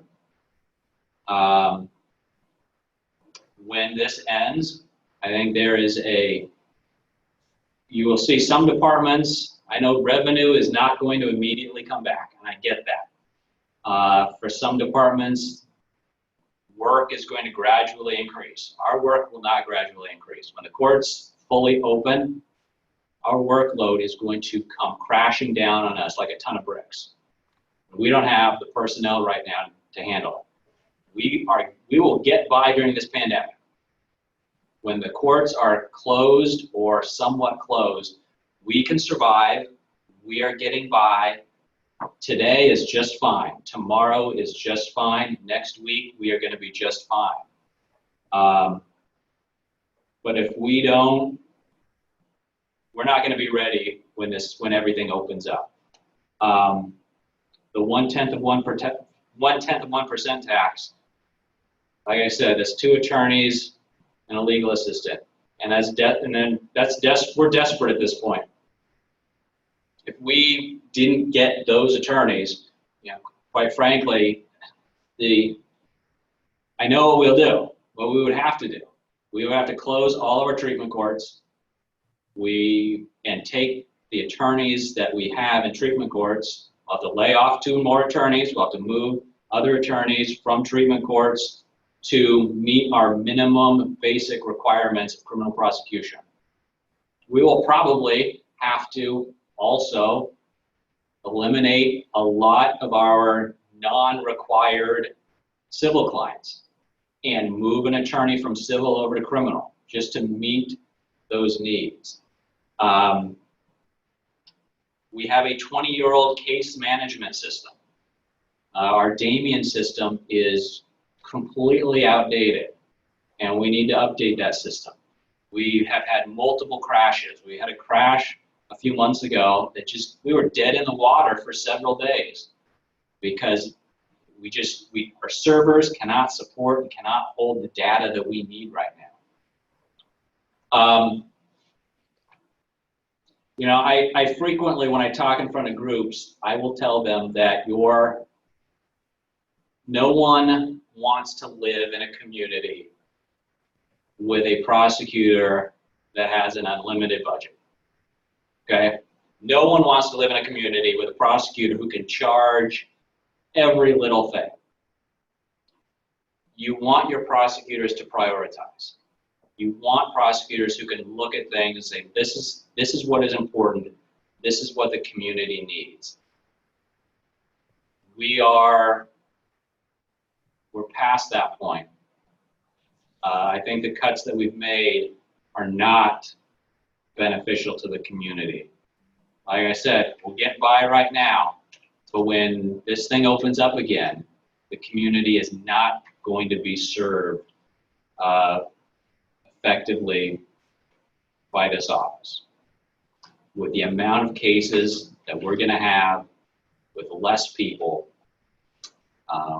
we are in deep trouble. And so, if you have any questions, feel free. I know that's doom and gloom, but I think it's realistic what's going on right now. So why don't you just walk us through the revenues and the staffing that you have right now? Want to talk about where we are with staffing? Yeah. So we lost 3 criminal deputy prosecutors. We lost 1 criminal support staff supervisor. We lost 1 investigator. We've lost 3 legal assistants, 1 in each division. And we've also lost the receptionist in our family support division. As far as revenue goes, we are still waiting on the 2021 budget from the state that will support our family support division. That's still up in the air. We don't know. We're expecting a 15% reduction in the state's budget, and we've outlined that estimate here. And so that revenue is still to be determined. And then, you know, the rest of our revenue is, well, we have the several grants that Chad mentioned that come from that. And the rest of it is pretty status quo, except for the fines and forfeitures, which are also on a downward trend based on the pandemic, with nothing going through and people out of work and those types of things. We're projecting a loss in 2020 there and again in 2021. Civil revenue has been right on track for this year, though the projected 2021 revenue for the civil division is down as well. This year we, along with the 9 FTEs that we're losing, well, for 2020, we also have projected giving back $30,000 of our training and travel fund in order to meet the 5% in 2020. And in 2021, those numbers, we've tried to keep them as they were status quo. We've transferred some of the funds that we had previously that you see there to our special revenue fund for victim witness. And so we're trying to utilize what we can there as well in order to cut from our general fund expenses.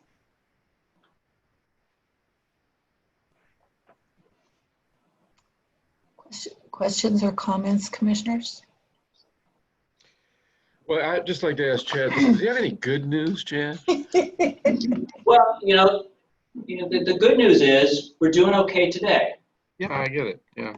You know, we're doing okay today. And we're getting things done today, and we're doing our best to get ready for what's going to come. So, you know, as long as this is going on, we're going to be fine. It's what's going to happen when the courts open up fully. That's going to be trouble. I wish I could tell you that, at least from my perspective, that the whole day's been like this, unfortunately. But when you start, when you start talking about, I understand after the pandemic, you know, we're all going to get through whatever we're going to do right now, personally and professionally. But when I start hearing really the combination of our pending felony cases, I think you said they've doubled. This is more than treading water, I think. I like your analogy, by the way. I'm being serious. I'm not being facetious. I like your analogy about a river and the dam, and you know, the river's flowing, but we get that. It scares me to hear about reducing felonies, except for sexual and some of the homicides, some of the more serious ones, to misdemeanors. And it's terrible to hear. I know I'm singing to the choir about possibly the future being impacting the treatment courts. And we know the grants aren't going to continue. I don't believe they'll continue down the road for many of us. So what do you, yes, I wish I had an answer and saying, get those 7 or 8, 9, whatever people, get them back. And I don't have an answer. What are the other jurisdictions that you and Owen and others are involved with? What are they doing in a situation? They have to be in a similar situation. What are you hearing from your other colleagues? You know, they are all in similar situations, and everybody's having to make anywhere from a 10 to 15% to 20% cuts. Right.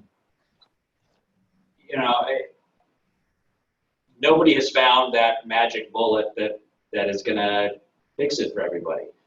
You know, the part of the problem, and I love the treatment courts, and the treatment courts are great. One of the issues that we have with the treatment courts is, as good as they are highly inefficient. They are inefficient in that you have to have repeated hearings over and over again. Now, you have to have repeated hearings over and over again because that's what works. And so you want to have a program that works. But on the other hand, they're inefficient. Drug treatment, frankly, is inefficient. And so you get more bang for your buck by eliminating those programs. And we've got 30 years invested into some of those programs. They're great programs, but we've got to meet our minimum requirements of criminal prosecution, and that is what we have to then turn to is just old-fashioned charge it and try it. And I don't think the community benefits from that, but it's what you're left with. I'm sure that others are going to say something. I'll just stop my comments at this point. But you make your case as if you're presenting a closing argument. If I'm a juror, I get it. I get it. I just need to, and maybe all we can do at this point, because you're talking about after the pandemic, we're talking about it right now, today, and after the pandemic. Maybe we have to take this a month at a time in your world, in our world, the court world. I don't have an answer today. No, and I don't expect you to have an answer today, but I want to make sure that you understand that just because we're doing okay right now does not mean that we've got this taken care of, you know, and that we've got it solved and everything's good. Got it. So I'd like to understand a little bit more the inefficiency of treatment courts. I understand that they're. If I've got somebody who's charged with a drug offense, they're going to have their first hearing, an arraignment. They're going to be told what they're charged with. Then they're going to have a second hearing, an omnibus hearing, where they have to tell us what their defense is. They might have a third hearing, which is a status hearing, and then they're going to have a trial. We're going to do 4 hearings. In a perfect world, we're going to do 4 hearings. The person goes into treatment court. They will go to an arraignment. They will go to maybe their omnibus hearing. They will go to the treatment court. They will go to the treatment court again, week after week after week after week after week. So you end up with 20 to 25 hearings, 20 or 25 times an attorney has to go to court. Plus, you have staffing meetings that you wouldn't have in a normal case. So they are more time consuming. And maybe that's a better way to put it. They take more time. It is time that's worth it because you're getting somebody treatment. You're making sure that they don't come back. But when your ship is sinking, you got to get the water out right now. And if it means just doing 4 hearings and a trial, that's what you got to do because your ship is sinking.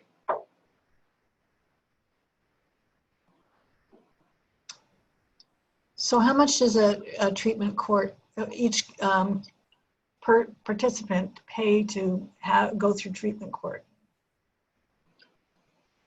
I don't know what the fees are right now, but it's the fees have historically gone down as we have, I think it's just been a philosophy amongst the criminal justice system that finances should not be a burden into getting into these programs. So I'm not sure what the fees are right now, but I know that they aren't what they were in the past. And that's just access to justice and making sure that everybody has the opportunity and that not just the wealthy have the ability to get into a drug court program. Thank you. Commissioners, other questions, comments? I wish I had a question. I wish I had at least the beginning of an answer. We had a discussion this morning with public defense or from Department of Administrative Services, and not what you want to hear, but there's a recommendation on the table that we probably will have to reduce our contractors in public defense, or it's being recommended, I should say. It's just not getting any easier as we go along through the day, but we'll do what we have to do. Yep. I got a general question, Chad. This is Steve Maxim. Hi, Steve. Hi, how you been? You look, I'm sounds good. like How are you? good. Yeah, I'm good. My question pertains to, is there anything we can do with technology to try some of these cases, or is that just throwing money in the, in the wind? Well, what we've been doing right now with a lot of our hearings is doing them just like we are here via Zoom. And so for our attorneys who have childcare issues, they're able to go home and log in and get to court that way. And so that's part of how I think we're able to survive right now. Once the court's fully open, and the real issue is going to be jury trials. And jury trials, you gotta have people there in court. You gotta have witnesses there in court. There are constitutional issues of being able to face your accuser, face the state's witnesses there in person, having jurors present in person. And so when it comes to a jury trial, you gotta be there, and it's gotta be in person. So I think that just goes back to we are doing, I think, pretty good right now with technology and being able to do everything that we need to do. But once this ends, we're in trouble. I'm a layman here, but is there a way that more of these cases can be tried by the judge or bench trial versus jury trial, or is that something we can't do or cannot do? No, it is something that we can do, but it is, every individual defendant has the right to a jury trial or a right to a bench trial. And I think if more of them would choose a bench trial, I think we could start getting through some of these cases. But for most defendants, the preference is a jury trial, because all you got to do is convince 1 out of 12 that the state didn't prove their case. Whereas a judge, you're just getting one person. So for each individual criminal defendant, it is probably in their best interest to push it for a jury trial instead of a judge. Okay, thanks, Chad. Thank you. Others? Yeah, Chad, this is Matt Pickering. How are you? Good, how are you? Good. I don't feel the absolute need to speak up on this because I think it's fairly obvious to any of us that have listened in, but as the employee advocate for Kitsap County, as we talk about priorities, I'd love for the commissioners and those who decide to make this office a priority. This is a staffing morale issue as well as a public safety issue. And so I would just feel remiss to miss the opportunity to just state the importance of supporting this office. Thanks.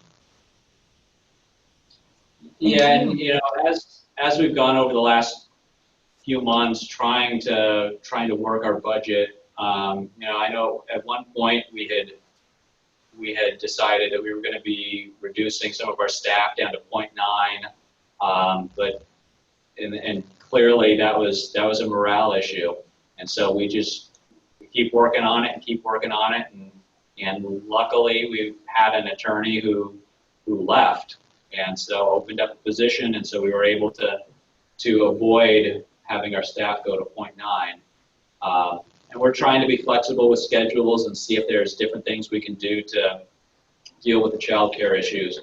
But no, I appreciate your concern there. I think you're right. Other thoughts? Here in Port Orchard, and I apologize if I missed this, there's 67 FTEs currently. I was just curious how many of those were attorneys versus other staff. We have that number right now. It's usually about close to 50-50 is my general rule of thumb. But see if we got the exact number for you. Yeah.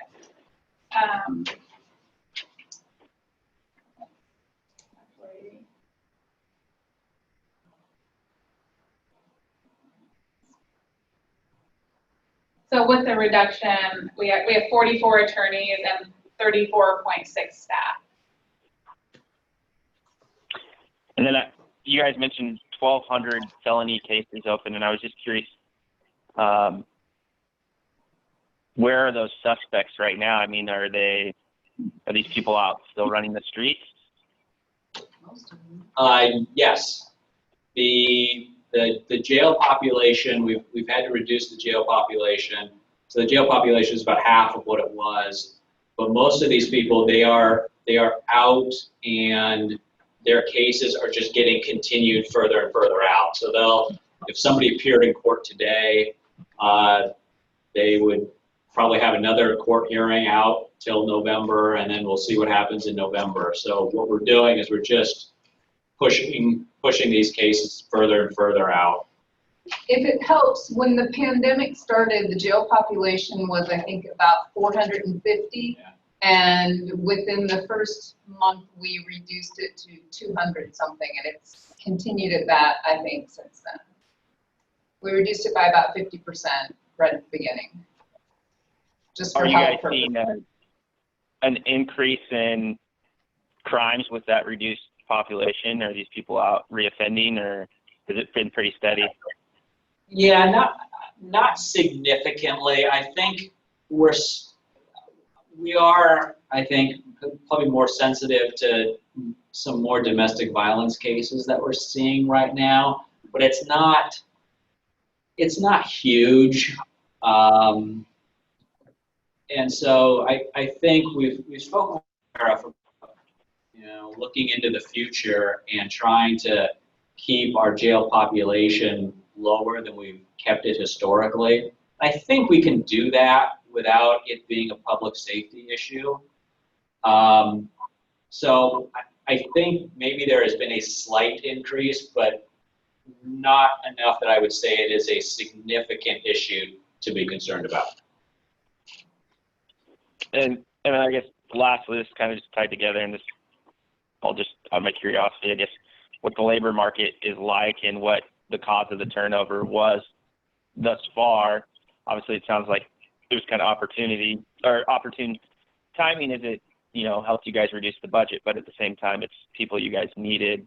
So just curious what the labor market's like out there. Is it competition causing folks to leave? And if there was money available, would you guys be able to fill those positions?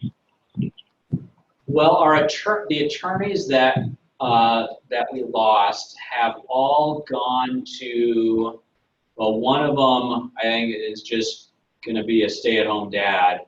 Others have gotten other government jobs that they got better pay. So one of them went to Walla Walla County. One got a job with the feds.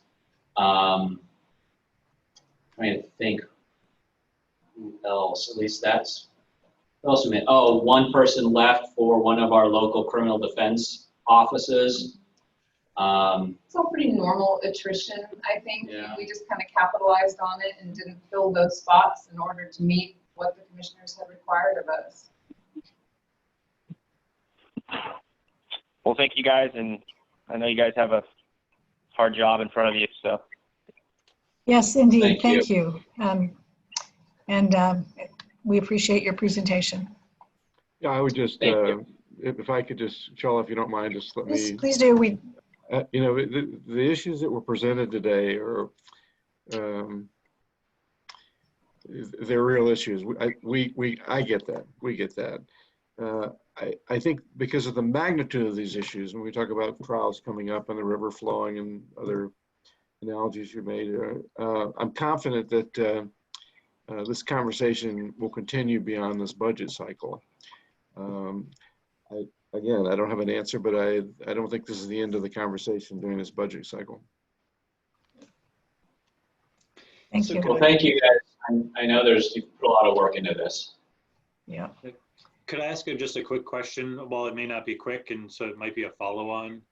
Okay. But one of the questions, it's not related to necessarily to budget, but it's, given all the conversations that we have in our community recently, and for those who may be kind of watching our budget hearings, and this may be one of the few opportunities that they get to hear from you, is sort of how are you approaching within your workforce and sort of training and or direction, or even the work product, whether it's jury selection, et cetera. How do you address implicit bias in your work?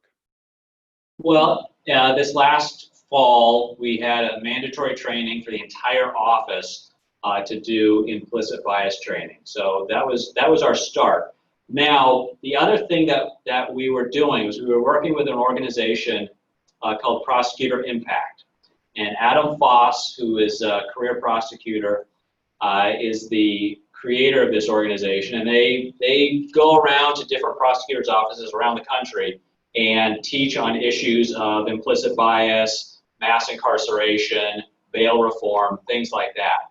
And I was very lucky in that I knew somebody who now works for Adam, who used to be in the King County Prosecutor's Office, and Prosecutor Impact was looking for a prosecutor's office within the state of Washington that might be interested in something like their program. And so we got in touch with them. We had been working with them. Adam and his team, they came here last fall and had individual meetings with groups of prosecutors and staff in our office, and really did almost like an audit of the office and our structure, and we're coming up with things that individualized training that they could put together for us, and working with community sponsors in putting this training together. And so we were supposed to be Prosecutor Impact's next training in this past April. And so ours was the first to get canceled, but it was going to be a week-long, really intensive training, and I was really excited about it. I thought it was going to be a really great program. They are doing some online discussions with people from our office right now, but we haven't gotten the big program yet. And so that's one of the things that when this pandemic ends, I am really excited about. I think we're pretty lucky to be able to be a part of this program and be a part of that organization. And anybody who's watching, just go onto YouTube and look up Adam Foss and watch one of his YouTube presentations. They are really outstanding, and I'm really excited about that program and really excited to be a part of it. Thank you. Well, thank you. I'm glad you're doing that, and we'll be interested in hearing how it goes. We're looking forward to it. Okay. Thank you very much, and to your staff. All right. Thank you. Thank you. Thank you, guys, or guys and gals. Thank you, everyone. Okay, so we have the DCD folks in the room, and they are ready to get started. If everyone is. Thank you. We are ready. Okay, Mr. Remack, the floor is yours. Good afternoon, commissioners and panel. Good afternoon. How are you doing today? Hey. You want the truth? Yeah, no, we'll go ahead and move forward. I appreciate your time and having us here today. Today, DCD, just a little background on DCD. For those who might not know, DCD is a 72-person department responsible for the review and planning of land and building development for Kitsap County, focusing on the creation of safe, sustainable communities. We partner with the building community to do this and view our work as a collaborative effort, working with them to help them be successful while still adhering to the county and state code requirements. There are two primary funding centers in DCD. There's general fund and then the special revenue fund. The general fund, which is the first one we're going to go over, is broken into three different sections. There's the planning and environmental programs, which is actually our long range planning division. Fire marshals do fire investigation and safety when it comes to commercial for the fire side of the house, and then code compliance. So looking at the first spreadsheet, I'll actually go ahead and go down to the one below this if you would, Chris. It's a little easier to speak to. So I'm just going to kind of run through the numbers of what we did for this upcoming year. So looking at our salaries and benefits, we had 2 vacant positions that we went ahead and we froze. We had a vacant technology analyst and a planner that equaled a 1.85 in the FTEs. And when looking at that, we originally thought that this would hit our 10% goal that we had, because it comes out to 224,000, as you can see. But that was prior to recognizing we needed to absorb the status quo increases when it came to step increases. So that went ahead and shifted us a little bit and put us a little bit below the goal of the 10%. That said, we have 18 people that are general funded in the entirety of the department out of the 72. So we do have a pretty small group to really, with not a lot of discretionary. Cutting the 2 positions that we're looking at, we actually have 2 mandates that we have to complete. It's the 2021 statute required deliverables. It's the billable lands report that's due on June 30th, 2021, as well as the shoreline master program that's also due on June 30th, 2021. To achieve that, we're using a combination of both staff in-house with the reduced staffing, but one-time contract services. Those contracts are currently under review and moving forward, but that'll be how we meet our statutory requirements for 2021. You want to scroll down to supplies, please, Chris? You look at supplies, it stays the status quo. It's pretty stock when it comes to what we have. So 25,000 last year, 25,000 this year, but that is the office supplies, small tools and equipment, computer equipment, etc. Services, it's also staying the status quo. That covers our cell phones, mileage, postage, advertising, and the filings and recordings. All right. Miscellaneous other expenses, nothing in that category. Our interfund payments, we did see a slight increase in information services due to use, but we did see a one-time decrease that we're looking at in the vehicle fleet services as well as insurance services. So we do thank those departments and divisions for that savings. And then overall at the bottom, when we take a look at it, We ended up at 7% with 167,000 was our savings. Any questions on general fund before I move to special revenue? Nope. Commissioners? Nope. Okay. So no, just a quick question. Going back to that vacant planner position, that top. So does that in any way challenge the department in terms of achieving or meeting some of these statutory, regulatory kind of deadlines that we have coming up? It does. The reality of going and making those cuts to achieve the percentage that we've saved puts us in the position of having 2 long-range planners, one of those being the supervisor. It doesn't give us a lot of coverage or overlap or a lot of room for slip, which is why we're looking at those contract services to be able to move those programs forward. We don't have our standard capacity we would to do those in-house. So we do need contract services. Any other questions? No, thanks. All right, thank you. Chris, can we go down to the special revenue? So special revenue fund is broken into 3 sections. We have grants, development services and engineering, and then building permits. Scroll down to the next page, please, Chris. So salaries and benefits. As we're looking at it, we have a new term limited office support assistant. I want to speak to this because someone's probably seen it and has a question. We're looking to bring on 1 new office support assistant. This is out of the special revenue building side of the house. So it's funded by the building. Fees that come in currently right now for our building fees, we're doing well this year. When we're looking at it, our residential single family residents is up by 13% in the total number of submittals for new homes, as well as a 31% valuation increase in those submittals that we've had.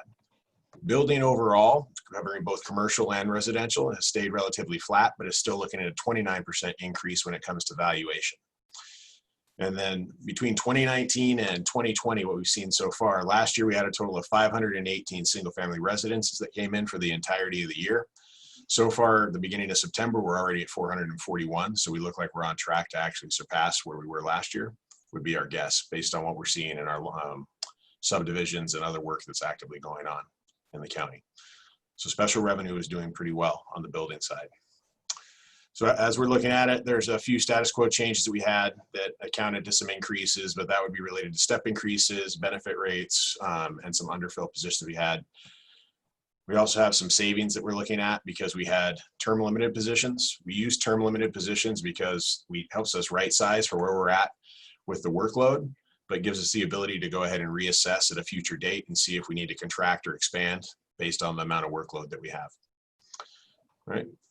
Looking at supplies, there's a 1 line item there for computer software investment. This comes out of our technology fee cost center, and it's actually a new program named Camino. It's coming on. It's interactive with the customers, helps them be more successful in their applications. And when they're coming in to put in for the permit, it's a little like TurboTax in terms of being able to guide them through the process. Very user-friendly. Okay. Services. You'll see that we have a savings coming in when it comes to our discretionary reduction in professional services. That's in relation to a grant completion. That was about $25,000. And then an EIS for $35,000. That was a reimbursable. So it shows the savings, but we would have been reimbursed for any costs that we spent with that originally. And then various small adjustments to our other accounts. Interfund payments are all showing rate reductions as we move through. So that was thankful for that. And then computer replacements, we have the standard replacement rotation that we would have with our computers, and we're showing reflecting what those upgrades would be. Overall, looking at the special revenue, we're still showing about a 2% savings because we're always trying to be cost conscious of where we're at and be right sized as we are an enterprise fund. We're not trying to grow. We're trying to stay right where we need to be to meet the services. Any questions? Commissioners? Thanks. Go ahead. Okay. That was actually all. That was the entirety of our, if there's a question about where we're at or any changes or things as to why we're bringing someone on or why we're losing people, I'd be happy to answer those. But for the most part, it's a pretty straightforward. We try to keep it really straightforward. Why are we losing people? So we're losing people in the general fund to go ahead and make it part of the 10%. But we were lucky in that we were able to freeze positions we already had. We did not have to cut anybody. But by that freeze, just as Commissioner Gelder had asked, it does cut us to the bone to be able to meet those statutory requirements that we have. But we recognize where we need to be, so we'll make it happen. Any other questions, comments? So thanks. This is Josh. Just curious, during the pandemic with the office not being open as often, is that shifted workload, put more, is that harder to do? Is it easier to do? Is it less people? Because I mean, I think I tried calling. I know I've heard others have tried calling, and it seems like the office maybe isn't as open as often or not staffed as often to be able to respond to requests. What's that produced on a workload side? So the reality of it, really what happened more is we use Kitsap One as our interface for the calls that are coming in. And with the shift in the pandemic, they had to move to working at home. And the system was set up to where you had to leave a message and they would have to call you back. So that's led to a lot of customers feeling as though they're not getting through, though they were calling back with people. We saw a large increase in our live chat function. I think we've all seen, we've gone to a customer service that says you can reach us online through, chat option. So we have that. So we've seen a large increase in the use of that and some efficiencies. And we spread that actually to other reviewers and other disciplines other than just the permit techs during the pandemic. So we've seen an increase there and we plan to continue that service. Overall, we saw a slowdown for a little bit, primarily because of the governor's mandate that we couldn't issue any permits. So people were not submitting necessarily because they weren't going to get the permit issued. But we've bounced back really well. I mean, like I said, looking at it, we're up about 13% as of the end of August when it comes to submittals. So we're learning to do things new ways and we're getting a lot of positive feedback on that too. So some of the things that we used to do in person, like staff consults where someone comes in to the office to meet with somebody, we're doing those on Zoom so that people can go ahead and be at home and have that same interaction. So we've had some slowdowns, but we've also learned some good efficiencies out of it that we'll continue and move forward with. That's really great. Well, thanks for what you guys do. Appreciate it. Thank you. And I think actually some of the things that you're learning would be a great white paper for us to be able to learn from too. Definitely. We can definitely do that. Can I make one comment as well? And I think, one of our learnings from the Great Recession from, a number of years ago, when DCD's workforce was cut even quite dramatically, right? The hard part with that is, and one of the reasons why we have DCD, and as much as people kind of say, oh, it should all be general fund versus, fee-based and that type of thing, or special revenue fund. The challenge is that it's not a challenge, it's the good thing is that with the special revenue and those reserves, it provides the department a certain amount of resiliency to be able to weather and rebound from these economic kind of changes that occur, because we have an outstanding liability with every permit to make sure that we're still servicing that permit for 12, 16 months out. And so we need to make sure that we can do that. And so I think we've made some great strides. We're in this little economic downturn right now, but we've learned a lot from 10, 12 years ago. And I think we're in a much better spot. But definitely agree with that. We've learned quite a few lessons since that time. We've gone to be very metrics driven. Our permitting system, we track how much time we spend on it. And when it does come for expenditures, we trust those metrics to really guide our decisions. If we're asking for a position, it's because we've done a full workload analysis to the FTE of how many FTE are needed. And that's why we see the one request in the special revenue for the OAs. It's definitely it's been a learned lesson. We continue to grow. Always an opportunity to do better. All right. Great. All right. Other thoughts? Yeah, thanks, Jeff. Thank Yeah, you. indeed. Thank you. All right. Have a great day. You too. Bye. So that was speedy. Was that Amber? That was speedy, yes. The floor is yours. Oh boy. Okay, so just to let you know, on Wednesday, we've shifted the schedule around a little bit because district court went today. We've moved parks into the 10 o'clock slot in the morning, and we've moved the health district up to the 2 o'clock slot vacated by parks. And we've updated the schedule online. Thank you. So that should help us to maybe finish up a little early on Wednesday. And things may change as we get into Wednesday, like they did today with taking less time, but we'll manage that when it comes. Does anybody have any questions, feedback, comments? We can certainly spend a little time documenting or answering some questions you've had about things you've heard today, or we can all just go home. Well, I just want to start by thanking Christopher for an excellent job on putting our packets of information together so that we could find what we needed easily. Amber, some of us are already home. But we have to be available at 5:30. We have to be available at 5:30. So we'll stay home and be available for a commissioners meeting tonight. That's what I meant. Thank you. Amber, just to check, we still have Clint, right? Oh, for crying out loud. I thought that was Wednesday. I think we still have Clint. It got moved to 3:45. Yeah. I'm and gonna go I ahead see him on the attendee list. Yep, I see him. I'm going to go ahead and bring him over. Hopefully he's still around. And he doesn't hold it against me that I forgot about him completely. There, I was a little concerned there. You guys were talking like you were going away. I was like, hey, I'm still here. Sorry, Clint. That's all right. That's totally fine. Don't read anything into it. Yeah, I didn't mean to forget you. You're very memorable. Thanks. And the floor is now yours. Thank you. I appreciate the opportunity to jump in here early this afternoon. I've been watching all day, and I saw you guys were ahead of schedule. And I thought, I'm pretty much ready to go. So let's see if they can work me in. And you guys did. So thank you for that.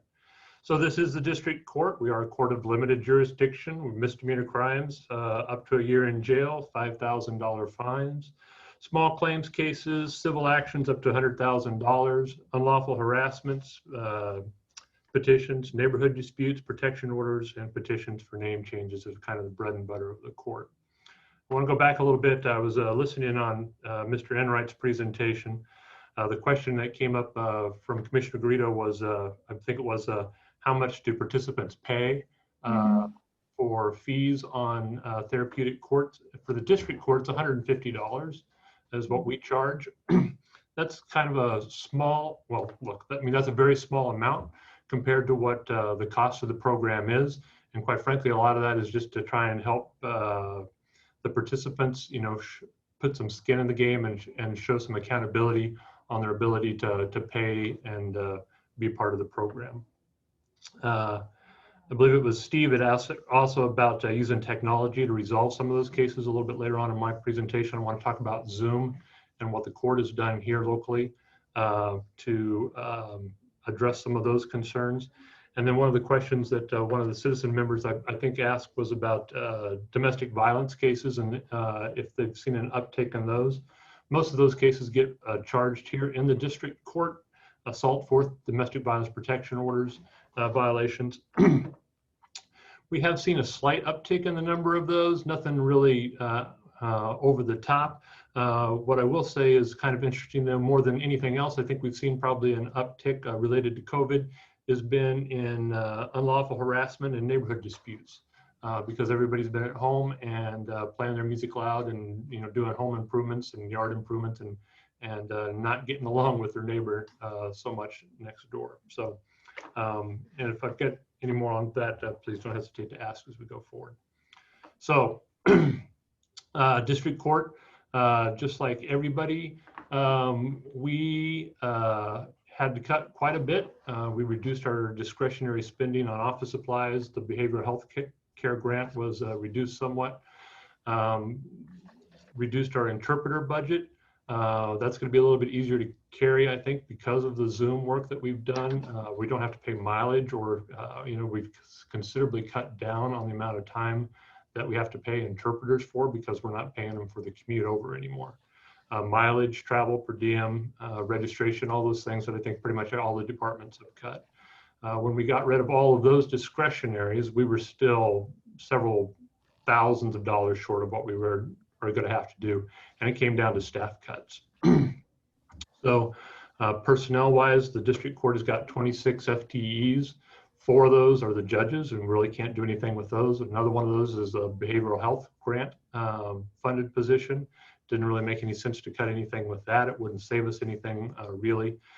So really, we've got 21 positions that we're talking about that we could make an impact on. We had one court clerk that was vacant. We held that position. We anticipate one more retirement sometime this year. And so that'll be a second court clerk position.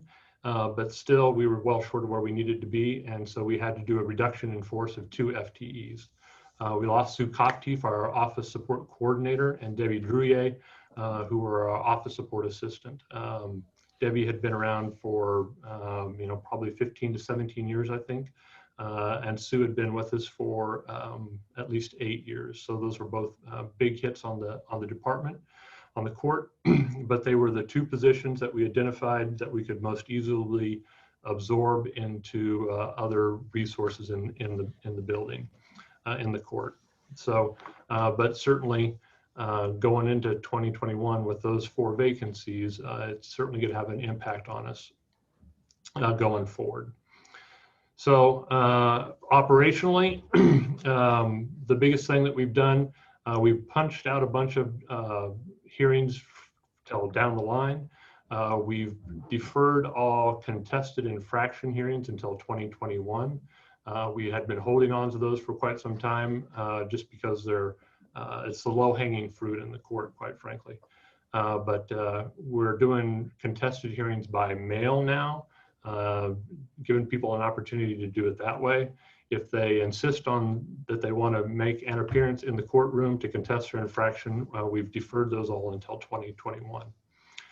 Additionally, we've closed to the public at 4 o'clock instead of 4:30. It allows the staff some uninterrupted time to just catch up on everything else that's going on in the day.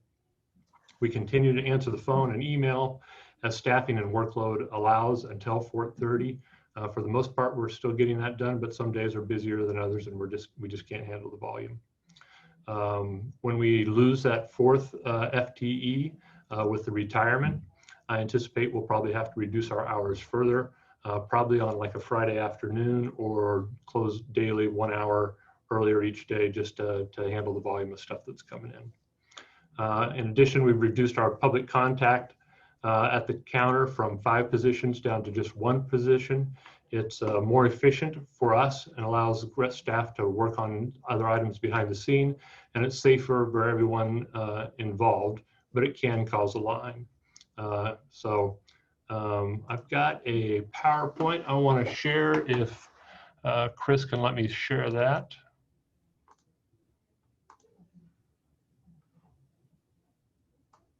Is it interactive? Do you need to share? Is the PDF fine? I just need the 1 slide. Okay. Oh, there you go. That one right there. So I'll take just a minute to explain that slide to you from left to right.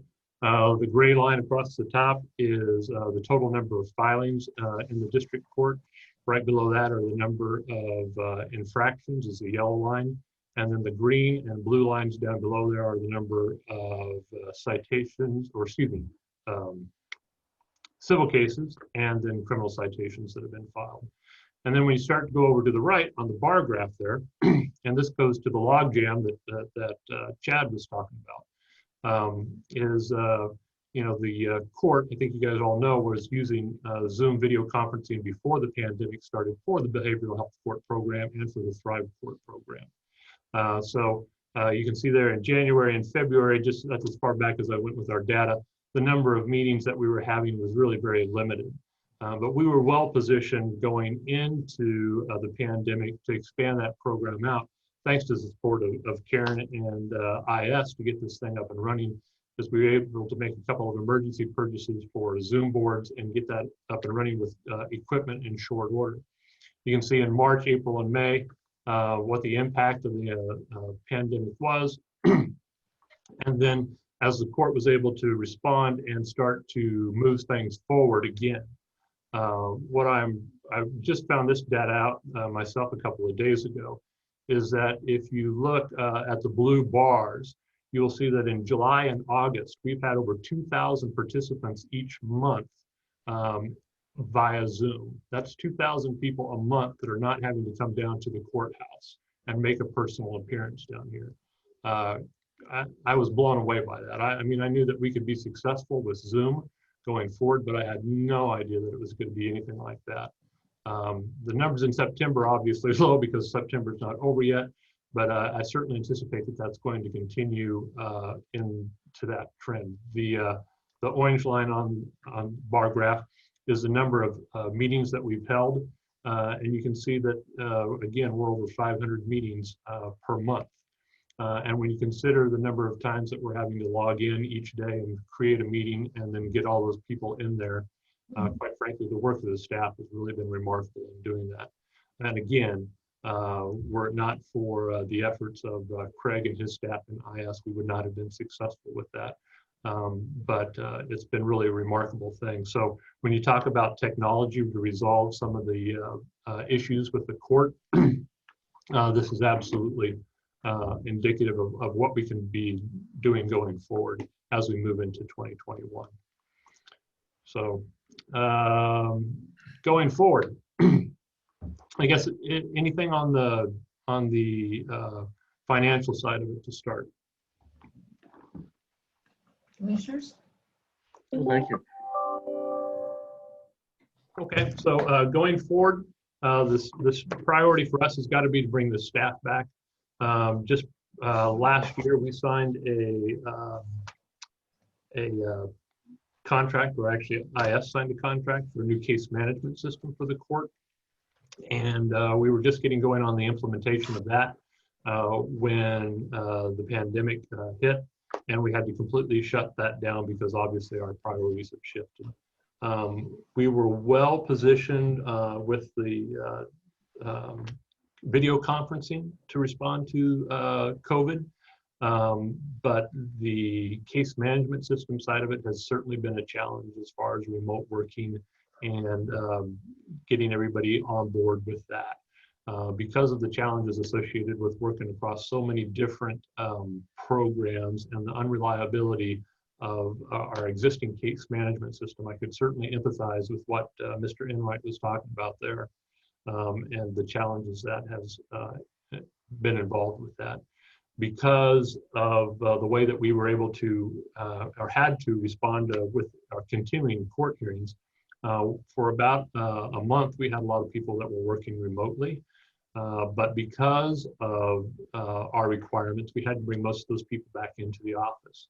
So we've worked really hard to put court staff, spread them out throughout the building, and some places that we haven't had court staff working before, and maintaining that social distancing. But it's really been a challenge for us, but we're getting it done. Going forward, we've really got to fine tune the holding our hearings remotely. There's some challenges with that. We've had a lot of success with it, but a lot of it is really clunky when you're talking about that number of meetings and that many participants. A few years ago, we talked about maybe opening up a satellite facility, a satellite court up in Paulsbo, but we just couldn't do that. It wasn't practical to do for a number of different reasons. But with what we find with Zoom, really, I think the need for something like that is not even on our radar anymore. I think there's a lot of possibilities of just being able to expand stuff out with Zoom. Expense-wise, what we had to spend on COVID to get things up and running, we spent about $18,000 that, quite frankly, we didn't have in our budget. AOC had CARES, Administrative Office of the Court, the state, had CARES Act funding that we were able to access, and we were able to get reimbursed pretty much 100% of the money that we had to spend for getting everything up and running for the courts as far as video conferencing. That includes the Zoom room licensing, reimbursement for boards that we bought, cameras, and other related equipment. So I think we're going to try and expand that out more. I anticipate we'll probably be going back to AOC, asking them for about another $4,000 going forward as we go into next year, the end of this year and next. So restoring the staff, I think that pretty much covers. I feel like I flew through that. I'll give you guys a chance to catch up and ask any questions you have. I have one, Charlotte, if you don't mind. Go ahead.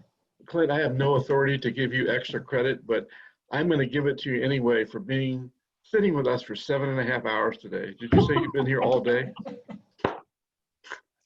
Thanks. I was multitasking, for the record. Well, okay, but you're still sitting there listening to us for 7.5 hours. So my question is a pretty simple one. It's since you've been listening to all of this, post pandemic, do you feel the same intensity as our prosecutor with the log jam? And he talked about the court system, a court system, and the river flowing and dammed up now, and what's to become with trials. Do you feel the same intensity and concern that Chad did? Yeah, I do. And the reason for that is because here, when this all kicked off, the Supreme Court issued an emergency order suspending speedy trial, and that expired on September 1st. And for about a week and a half there, we were without guidance from the Supreme Court on what we were supposed to do about speedy trial rules. And it looked like we were going to have to set all these cases that had been kicked down the road for trial. And there was considerable panic amongst the court system on how we were going to handle that. The Supreme Court extended that, but now they've just kicked the can down the road again until the end of October. So as I think it's represented in my PowerPoint there, slide in with the number of cases. I mean, these are new filings, right? Those are all that blue bars are just new cases coming into the court. I don't have information on what's being resolved and the number of cases we're resolving here in the district court, but I can guarantee you it's nowhere near the number that's represented in that bar graph there. So there is stuff waiting that's got to go, and how we're going to do that, I don't know. Thank you. Mm-hmm. Anything else? It's an easy crowd. Pretty Yeah. straightforward. Well, thank you so much. Thank you. Thanks, Clint, for being flexible. Yeah, now everybody gets to go home or on Zoom. Now I can say that we're done for the day. I do appreciate you guys letting me jump in, so thank you. Sure. Appreciate it. Thanks. Thank you, Clint. So, okay. So all that stuff I said before, now I mean it.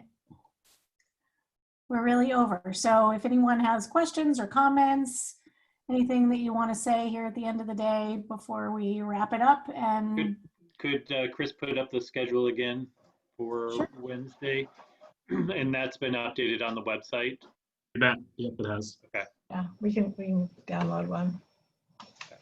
And did you guys all get a chance to look at that email that he sent you earlier today? Yes. No. Mm-hmm. You mean the color-coded? Yeah. Yep. Right. I didn't want to do colors, but I just thought maybe it was a quick. I wanted to leave as much judgment as possible out of it, but really, I mean, like I had said in the beginning of the day, when you're seeing that percentage at the bottom, you know, what we asked them to do didn't necessarily include step increases and absorbing those things. And so when you're seeing this, I'd say an 8% or better, they did what was asked. And then sometimes in the 7s, there's probably some other circumstance. So we'll try to do a better job during the deliberation process to really call out what those anomalies are that maybe cause them to be below 8%. So it wasn't a positive, upbeat day listening to our electeds and our staff, but I will say that Chris and Amy and Amber, I think it was an efficient day. I think thanks for moving things around and getting us through this, and putting it together. This was a ton of offices in one day. That was It was an efficient day. It's a lot for a day, and but it's, I think, better to squeeze it all into these 2 days rather than stretch it over a week. So Well, that's probably true, but we're going to take a little time to mentally download some of this stuff too. Well, and again, I mean, this has been an evolutionary process, right? It's a few years ago, it was starting from soup to nuts. What's the RCW that sort of creates this office? And and what do you do and what are the mandates, and then it was kind of so retrospective looking that we really didn't have enough time focusing on, so what are you looking to have done or be done differently for next year? And so it was 2 years ago that we kind of made that tweak and really tried to hone it in a little bit to more kind of what's changing on the landscape that we're trying to address. I think that's helped a lot. Yeah, I agree. Yep. Yeah, and you know, as you go through, like you said, this is a lot. If you have questions about a particular office, Amy and David have got the background information with regards to a lot of their plans, and they've spent countless hours with each office, and might have more detail that we could get it to you. So if you have those questions, please feel free to email us. I'll bet we'll bring some of those questions back on Wednesday. Sounds good. Okay. All right. Well, thank you for all your work. Yeah. Sure thing. So 9 o'clock on Wednesday, we will start off with the County Commissioner's office and go from there. We can hardly wait. And again, in between, if you have questions, email us, let us know. We'll be happy Okay. to do anything, any bits of information or anything you want to see. Great. Thank you. Thank you. All right. Thanks, guys. Bye-bye. Bye. Bye. Bye for now. And thank you to our citizen volunteers for your work. You bet. Yeah, it was a long day. We appreciate you hanging in there with us. We should Have give a our restful citizen evening. volunteers a raise. Request Thank you, approved. guys. Thank You all you. get a raise. Thanks.